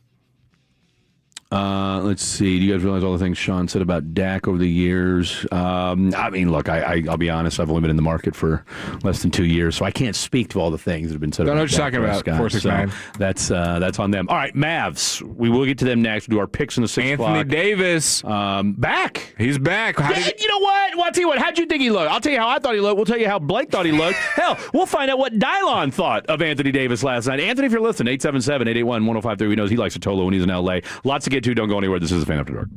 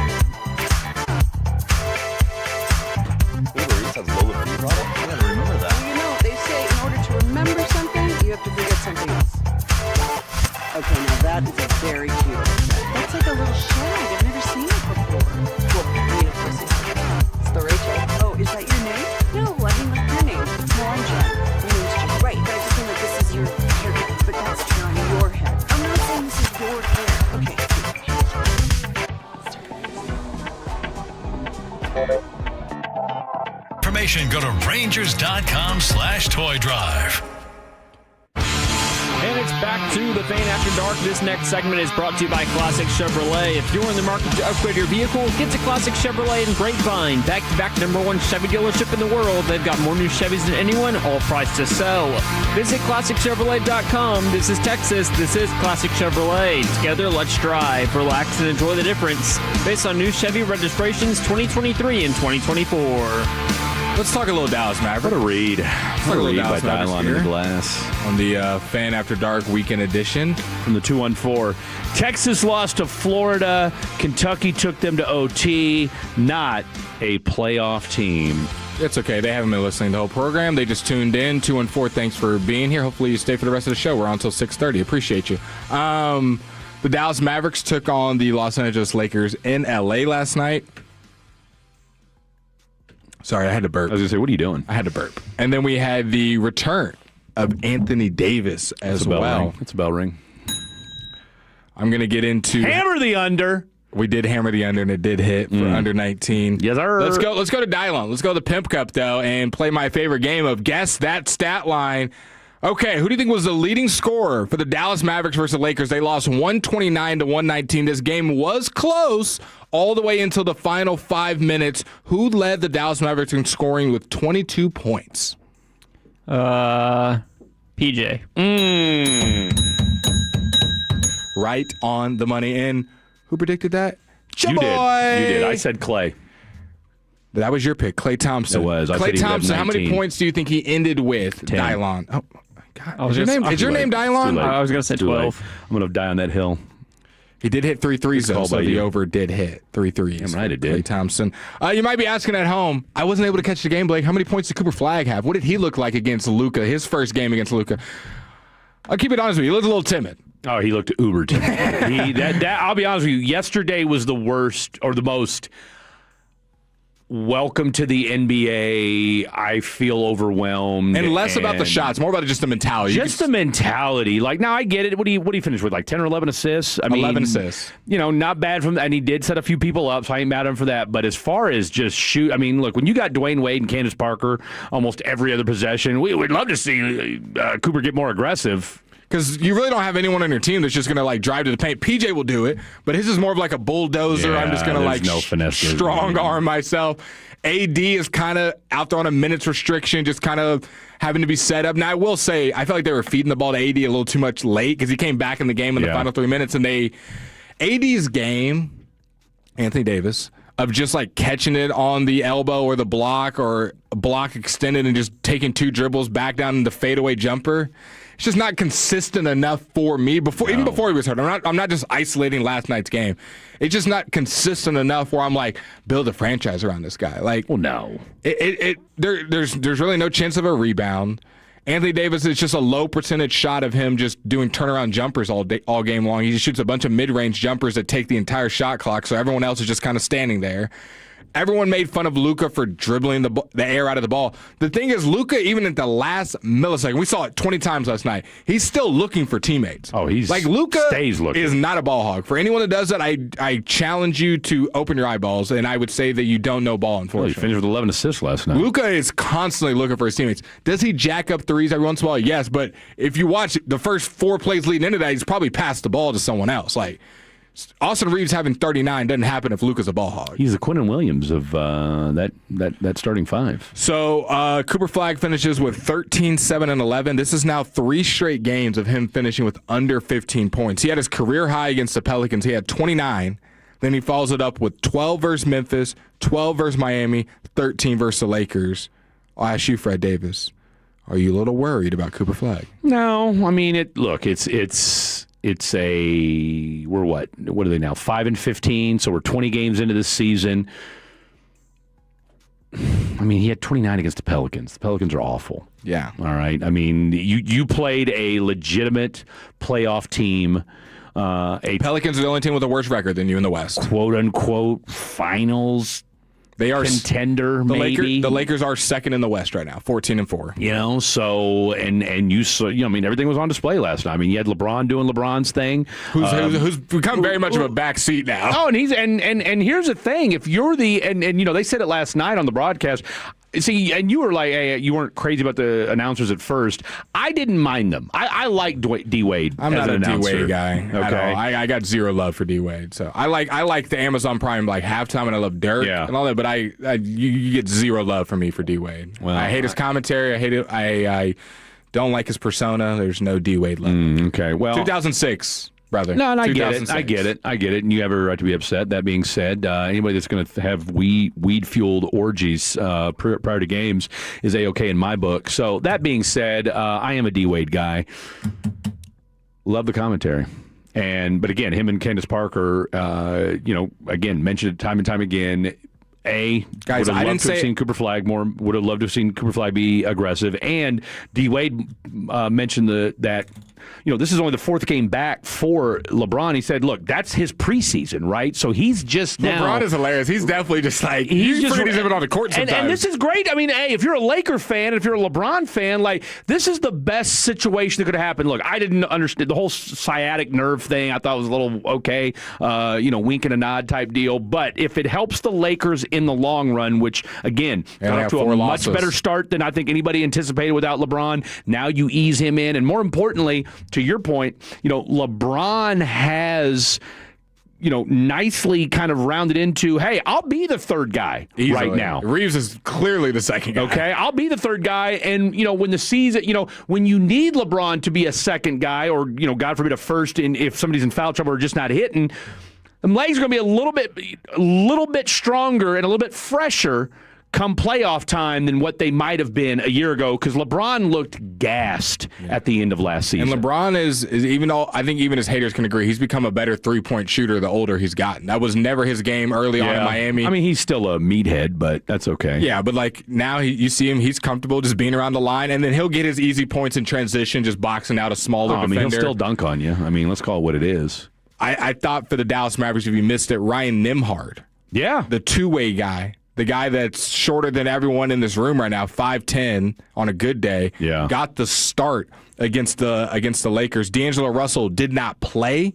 Brandon Williams also got heavy minutes. Ryan Nembhard finishes with 23 minutes. Brandon Williams finishes with 24. And then, like I said, D'Angelo Russell, 0. Even Jaden Hardy got more minutes than D'Angelo Russell. So feels like Jason Kidd is sending a message that he sent a message from day one when D'Lo didn't start the opening game of the season. Everybody thought he would. What did you think of Ryan Nembhard? Because I was thoroughly impressed with him. I thought he was going to get picked on. I don't think he did. He didn't get picked on that much. He held his own. I mean, I thought he did good for what, again, I would have I would think you would start Brandon Williams over Ryan Nembhard. But I will say it definitely felt like the Lakers were playing 4-on-5 on defense. They were not respecting Ryan Nembhard, and he made him pay a couple times. He knocked down some threes. Yeah, hit some open jumpers. Did. They weren't really guarding him. Like even when they were just whatever, Nembhard. Sure, and Nembhard made him pay more times than not. He did. I mean, he finished with 17 last night. 7-11 of the field. You will take that if you're had, 5 or 6 guys in double figures last night. So, it was a nice, I think AD finished with 12. 12, 5 and 5 in 28 minutes. Yeah, so I think they extend, I think the plan was to have him, 23 to 25 minutes was the restriction. He plays 28 last night. Like I told you, and I don't know if I said this on air, if we talked about this before the show started, for a guy that hadn't played basketball in a month, I didn't think he looked bad. I mean, I thought he looked pretty good interior defensive-wise. He had a couple blocks. Oh, yeah, he swatted LeBron earlier in the ballgame as well. I tell you what, he didn't look as fat as he did to start the season. Mm-hmm. So clearly he's been working out and trying to shed some weight. Is that for the rest of the NBA to see? I don't know. But you know what threw me off? DeAndre Ayton kind of going off and having like a big rebounding and finish game. Like the amount of times I saw him flashing, he had 36 minutes, 8 rebounds, and 17 points. I did not expect that. Well, that's the Luka effect. Yeah. No, he got a lot of easy looks. That's the... We're doubling Luka now. He's rim running wide open. Think about it. Well, I think it's twofold. All right. Okay, now we're getting ahead of ourselves. Nembhard is the next Brunson. Let's one game, ladies and gentlemen. Let's calm down. But no, I think with the DeAndre Ayton stuff, you're playing with the best offensive player in the world in Luka Doncic, all right? And you know what's expected, right? Like, I mean, look, Luka, there was a play last night where Luka drove, kind of got hung up in the air, tried to do a wraparound pass to a dude on the wing. The guy didn't step up. I think it was number 12. Was it Laravia? Yeah, Laravia. In the corner when he yells at him? Screaming at him on the way back, right? And I mean, look, he should have followed Luka, right? I mean, look, you got, as you alluded to, you have to be ready for the rock. It doesn't matter if Luka's on the completely other side of the court. If Luka's moving, you bet. And you got an open spot, next thing you know, that Spalding may hit you in the forehead. So whether it's Luka, and by the way, one other thing too that certainly I noticed, because last night was kind of the first time I've watched an entire Laker game front to start, or front to end, Jiminy. I like front to start. Look how physically just in shape Luka looked. Yeah. Like, Luka looked physically We never looked good. How many times did we see Luka hands on the knees, never, not getting back on defense? Nah, he bitched at the referee, or complained to the referees a couple different times last night. Yeah. But, that's Luka's going to Luka. That's kind of just superstar things. But DeAndre Ayton, going back to him, this ain't Phoenix, and this sure as hell ain't Portland. And look, J.J. Redick will get in your grill, Luka will get in your grill, and LeBron will get in your grill. This probably is the best thing that could have happened for DeAndre Ayton. And one last note on the Lakers before we get to the Mavs. Austin Reeves is just the fact you didn't get him in the trade. Every game it's shown. I love Max Christie, and I think he's going to be the building block part of it. But like not getting Max and Austin Reeves and AD for Luka, like Reeves is showing you every game that he is special. And it wasn't just like a one-hit wonder, a 10-game wonder. Like, he's doing this whilst Luka's giving you 30, 40 points. It's not one or the other. And then he's giving you 30-plus. That's what I'm saying. I think a lot of people thought he could only score if, Luka's on the bench or Luka's out. No, they're both going to get it. That's back-to-back games where they're giving you 30. Okay.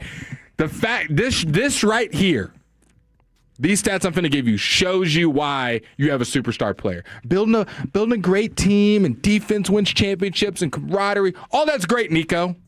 But this is why this exemplifies why it was such I almost used a bad word, a bad trade. Okay. Second chance points, big determining factor about effort. 25-4 in favor of the Dallas Mavericks. 25-4. You got 21 more second chance points, and you still lost by 10. Fast break points, 19-6. You got 19 fast break points and only allowed 6. That should be a 20-point blowout on your side. Bench points. The Lakers bench, Fred, how many points did they score last night? I'm going to say 12. 12 bench points. Hey, give me a bell ring for that, because I did not know that. You want to guess how many the Mavericks scored off the bench?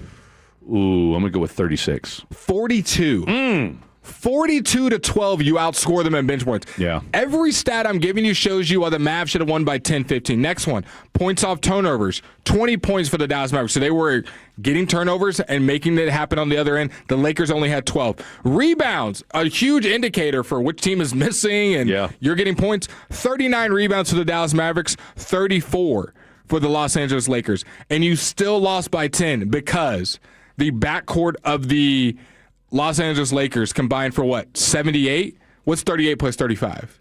Dial you're smart. Let's see, 73? Is that 73? I think it's more than that. Is it 73?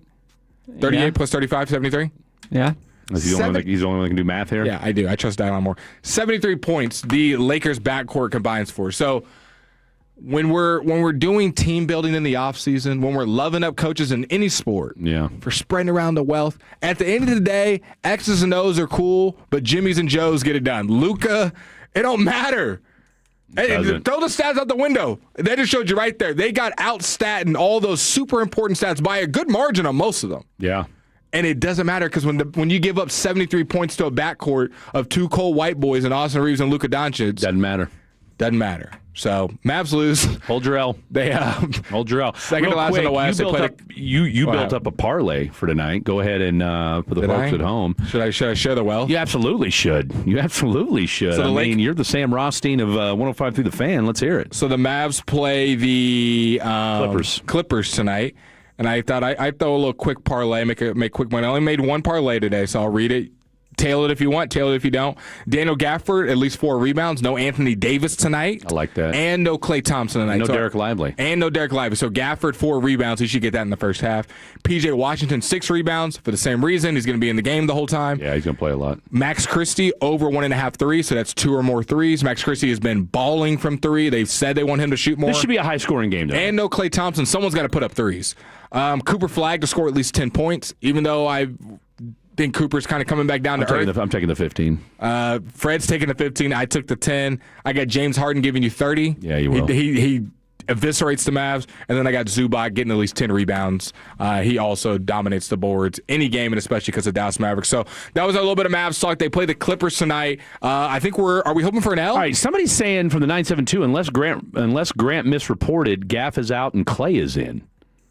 I guess I need to text my boy Grant. Check it and find out, because then our boy Cisse is going to get some minutes tonight. Then, because if Gafford's out and Lively's out, Kai Jones ain't walking through that door, people. I got to make some text messages. All right. So Blake is going to work the phones here during the break. When we come back, our Week 13 NFL picks. Final 2 segments of the program. Don't forget at 6:30 right here on 105 through the Fan, the Iron Bowl, Alabama, Auburn. Throw the records out, although as a UT fan, you are hoping for an Alabama loss. Lots to get to. Final 2 segments. Don't go anywhere. It's Fan After Dark.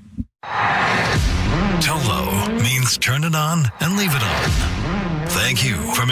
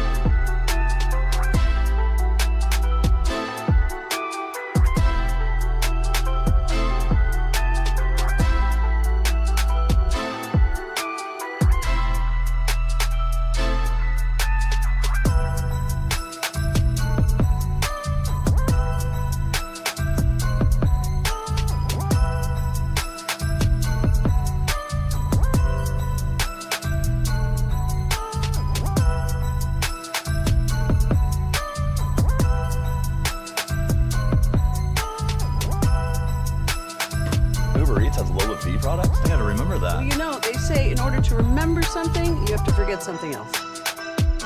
Okay, now that is a very cute haircut. That's like a little shag. I've never seen it before. Well, I mean, of course you have. It's the Rachel. Oh, is that your name? No, I mean like your name. No, I'm Jen. My name's Jen. Right, but I just mean like this is your haircut. But that's hair on your head. I'm not saying this is your hair. Okay, freaking me out a little bit.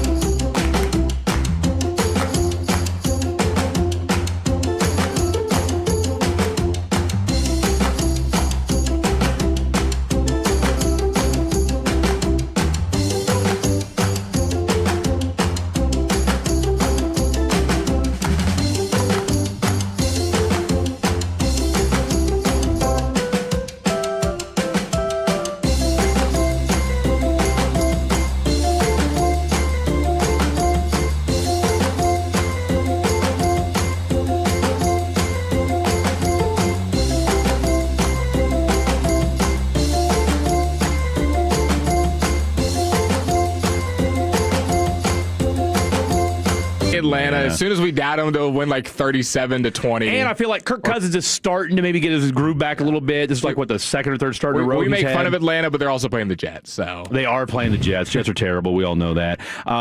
Here's an interesting game. San Francisco at Cleveland. San Francisco -5. Give me Cleveland.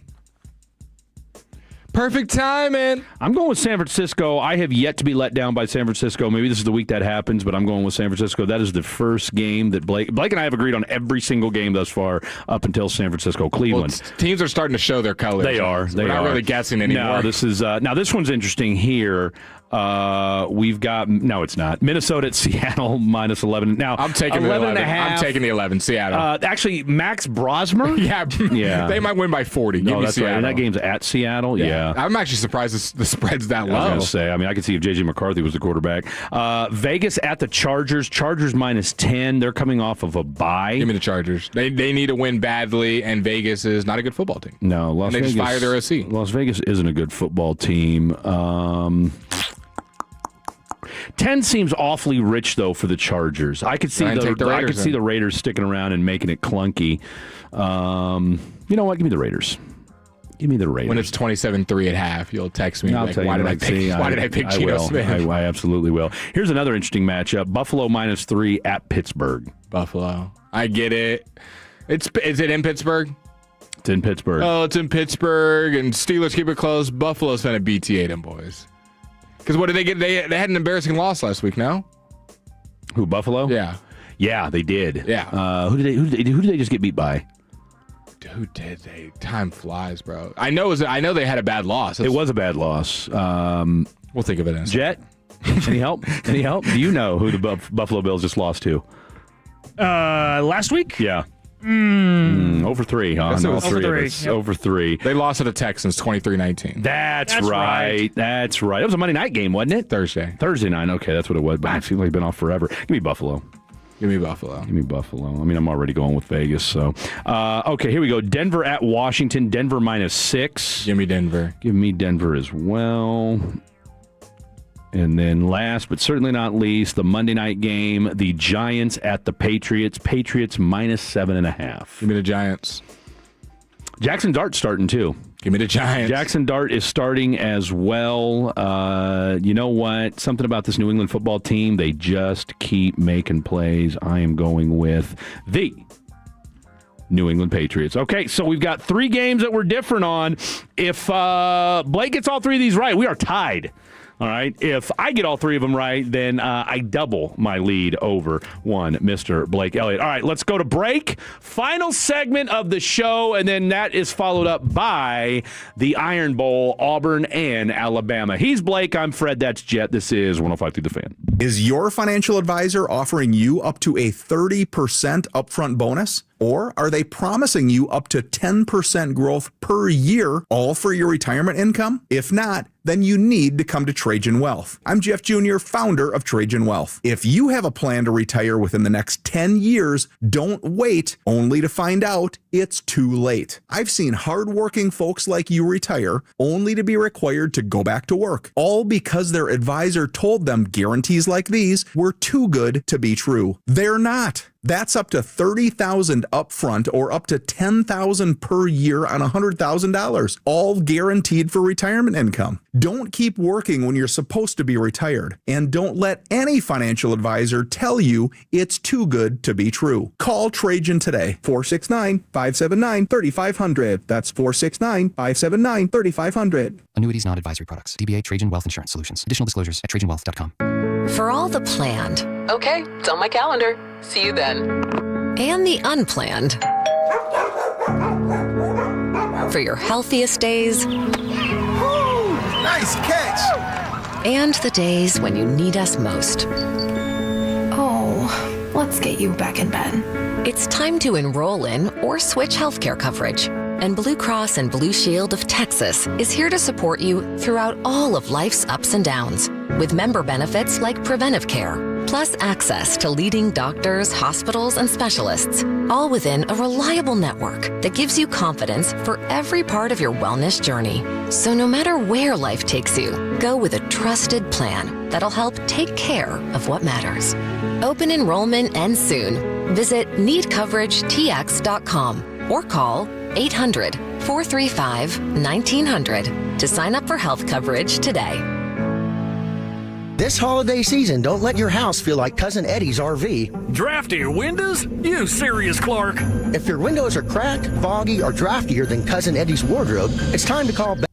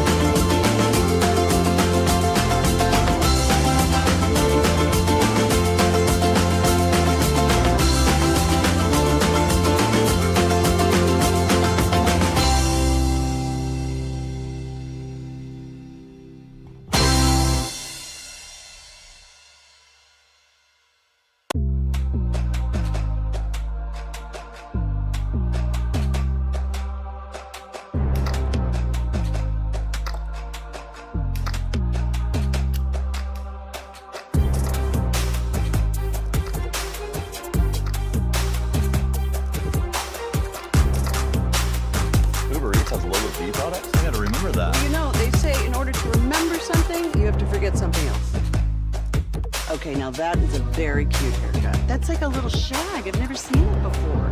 Well, I mean, of course you have. It's the Rachel. Oh, is that your name? No, I mean like your name. No, I'm Jen.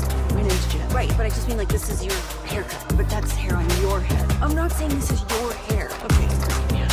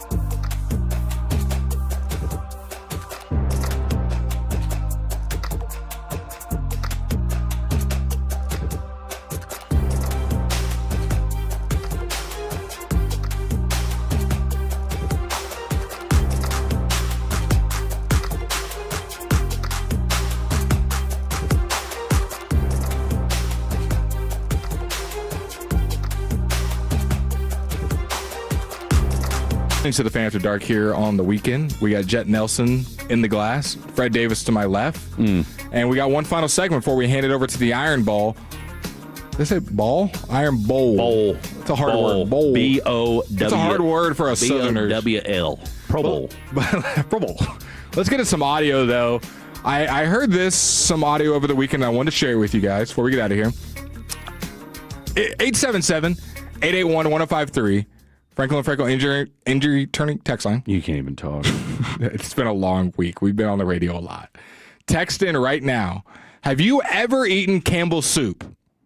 Yes or no? While you're texting that, listen to the leaked audio from the Campbell's soup executive talking about former talking about said product. Campbell's soup executive who's out of the job after the release of a recording where he makes disparaging remarks about Indian workers and says the products, meaning Campbell's soups, are meant for poor people. I did a TikTok on this. It kind of went talk on went viral. Campbell said Wednesday that Martin Bally, a vice president in information technology, is no longer employed by the company. It comes after they determined that the recording with Bally is authentic. They say the recording was shared as part of a wrongful termination lawsuit filed by a former employee against the company. CBS News was able to obtain part of that recorded phone call. Here is part of that conversation. I don't buy Campbell's products barely anymore. It's not healthy. Now that I know what the in it. Even in a can of soup, I look at it, bioengineered meat. Wow. I don't want to eat a piece of chicken that came from a 3D printer. Do you? The statement from Campbell's goes on to. So that was the exec talking about bioengineered 3D printed meat. I didn't know that was. I knew you could 3D print guns and other things. I didn't know you could 3D print chicken. And he said the only people that eat Campbell's soup is poor people, and that he would never eat it. So I just want that for all the people that are eating Campbell's soup. That is what the exec thinks about the food that he's putting out there on the counter. That's tough. Former exec. I was a Campbell's soup guy growing up. I think we all were. Yeah, I think everybody. I mean, look, it's. I guarantee you, 89% of the audience right now, if you look in the back of your pantry, there is a red and white can. Maybe it's got dust on it. Maybe it's one of those things where, God forbid, power goes out. You need eat a little something. Now, outside of tomato soup and chicken noodle, I've never really delved into the Campbell's catalog. I would love to go to a Walmart or Target in the next couple of days and just see how it's just sitting on the shelf, because stuff like this spreads like wildfire. Trust me, all the moms are going to be like, "Oh, I ain't buying that no more." I promise you, their sales are going to take a huge dip. I don't know. When you say our meat is for only poor people and it's 3D printed and I would never eat it, it's pretty hard to come back from that. Like, I don't think the company's going to go under. I'm just saying the sales are definitely going to take a hit. Speaking of going under, let's go above. Let's go above and beyond with Quinnen Williams. This is Jason Kelce, former Eagles center, who went against the Cowboys defensive line year after year after year. This is what he had to say about the Cowboys after they defeated the Philadelphia Eagles and acquired Quinnen Williams, and how this defense looks even different. I think Cowboys fans need to hear this. Jason Kelce, the longtime Philadelphia Eagles center, was talking about the Quinnen Williams trade that the Cowboys made and why he thinks it's a perfect fit for that defense. Here's the clip. This is from his podcast, New Heights. And I'll stand on this, and I think the guys will back me. The moment they traded for Quinnen, I was actually like, there was a lot of other names being thrown around, right? Max Crosby, Trey Hendrickson, like they thought they were going to. Everybody, the word, especially when Jerry said we were going to make a trade, I think everybody was expecting an edge player to replace Micah. When they said it was Quinnen, immediately I thought this is better for that defense, because for years they have lacked the raw, like just man strength, big power. In the heart of that defense, they have lacked that type of presence. And Quinnen brings that. And they got it a little bit with Kenny, but now with all three of them, they definitely got it. And I don't think that, Osa's a great player. And I said this a little bit on Monday night. Osa's similar to the kind of player I am, where like I can do really special things, but I'm not like that freaking Fletcher Cox. I'm not like that Brandon Brooks, right? I don't, that's not my stature. You need a guy like that, and that's what Quinnen brings. And it's right away, it's been apparent in both of the first two games in Dallas. What did you think of Jason Kelce talking about Quinnen Williams and the impact that he brings? I don't know that there's anybody as supremely qualified to break that down like a Jason Kelce. For one, he's played against the Dallas Cowboys for the last decade plus, so he knows that front four all too well, and he's played against some of the best defensive tackles in the history of football for the last decade plus, and so he knows that all too well. So, to hear Jason Kelce talk about it, and again, it's not like he's a certified Cowboy lover or fanboy by any means, so for him to break that down, especially, and I want to say this was last week before. This is right after the Eagles game, yeah. Okay, so this is before they play, and that's with Travis, getting ready to play the Cowboys. So, it just confirms what we've already been thinking and kind of jives with what everybody's saying in the locker room. And, you know, I mean, look, and tell you what, it does let you know, maybe Jerry does know just a little bit about ball, considering he's been on the Quinnen train since before the season even started. Well, I wouldn't want to end the show no other way than hearing Mike Elko crash out at a press conference. We didn't play the way we needed to. Can we close the door and run a professional press conference, please? My gosh. Gee whiz. With the requisite slamming of the table, too. I love it. Aggie down, baby. Longhorn Nation, UNT, baby. Aggie fans, you can text on the text line. Why did he sound like Brian Kelly when he did that, right? I mean, I tell you what, if we've learned every anything, single time. If you're a coach and you don't have that big booming voice, all right, you yelling at a press conference it does the opposite of what you were hoping for. Gee, I mean, can we turn the door? Can we close the door? We're trying to run a press conference here. Where does Lane Kiffin fall? Because he doesn't have a big booming voice, but he has a not low volume, but it's. Yeah, he's kind of a low talker a little bit. His reputation precedes him. Okay, like you either love or hate Lane Kiffin. There's no in between. You either think he's a slickster, or you think he's a used car salesman, or you think he's the greatest offensive mind in the history of college football. Or you think he's a hoe. Okay, Brian Kelly, we already kind of knew he was a sleazeball. When he did the fake Southern accent, we already knew he was toast. Now, this is the first time we've ever. I mean, for me, I've never heard Mike Elko have his little crash out moment. And look. I get it, all right? You lost to UT. You just lost to UT at their place, ruined your undefeated season. Oh, did you see they played on the big board? Mike Elko talking smack with 1 minute left, and it said we're the best team in the nation. That A&M runs. Okay, you got 5 seconds. You talk too long. All right, that's Jet Nelson. That's Blake Elliott. Still trying to talk about Mike Elko. I'm Fred Davis. Auburn, Alabama next. We'll see you tomorrow.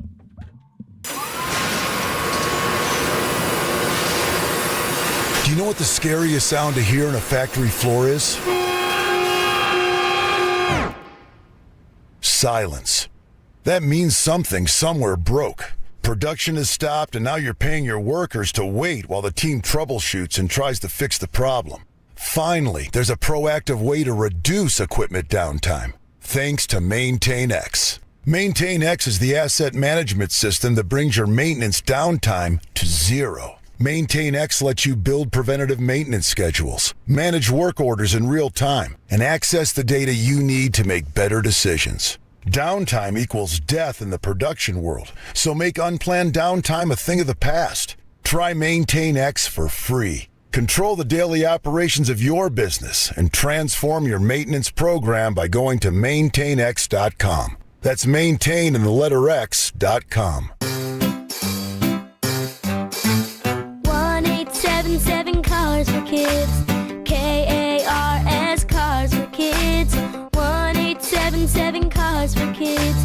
Donate your car today. 1-877 Cars for Kids. Donate your car today.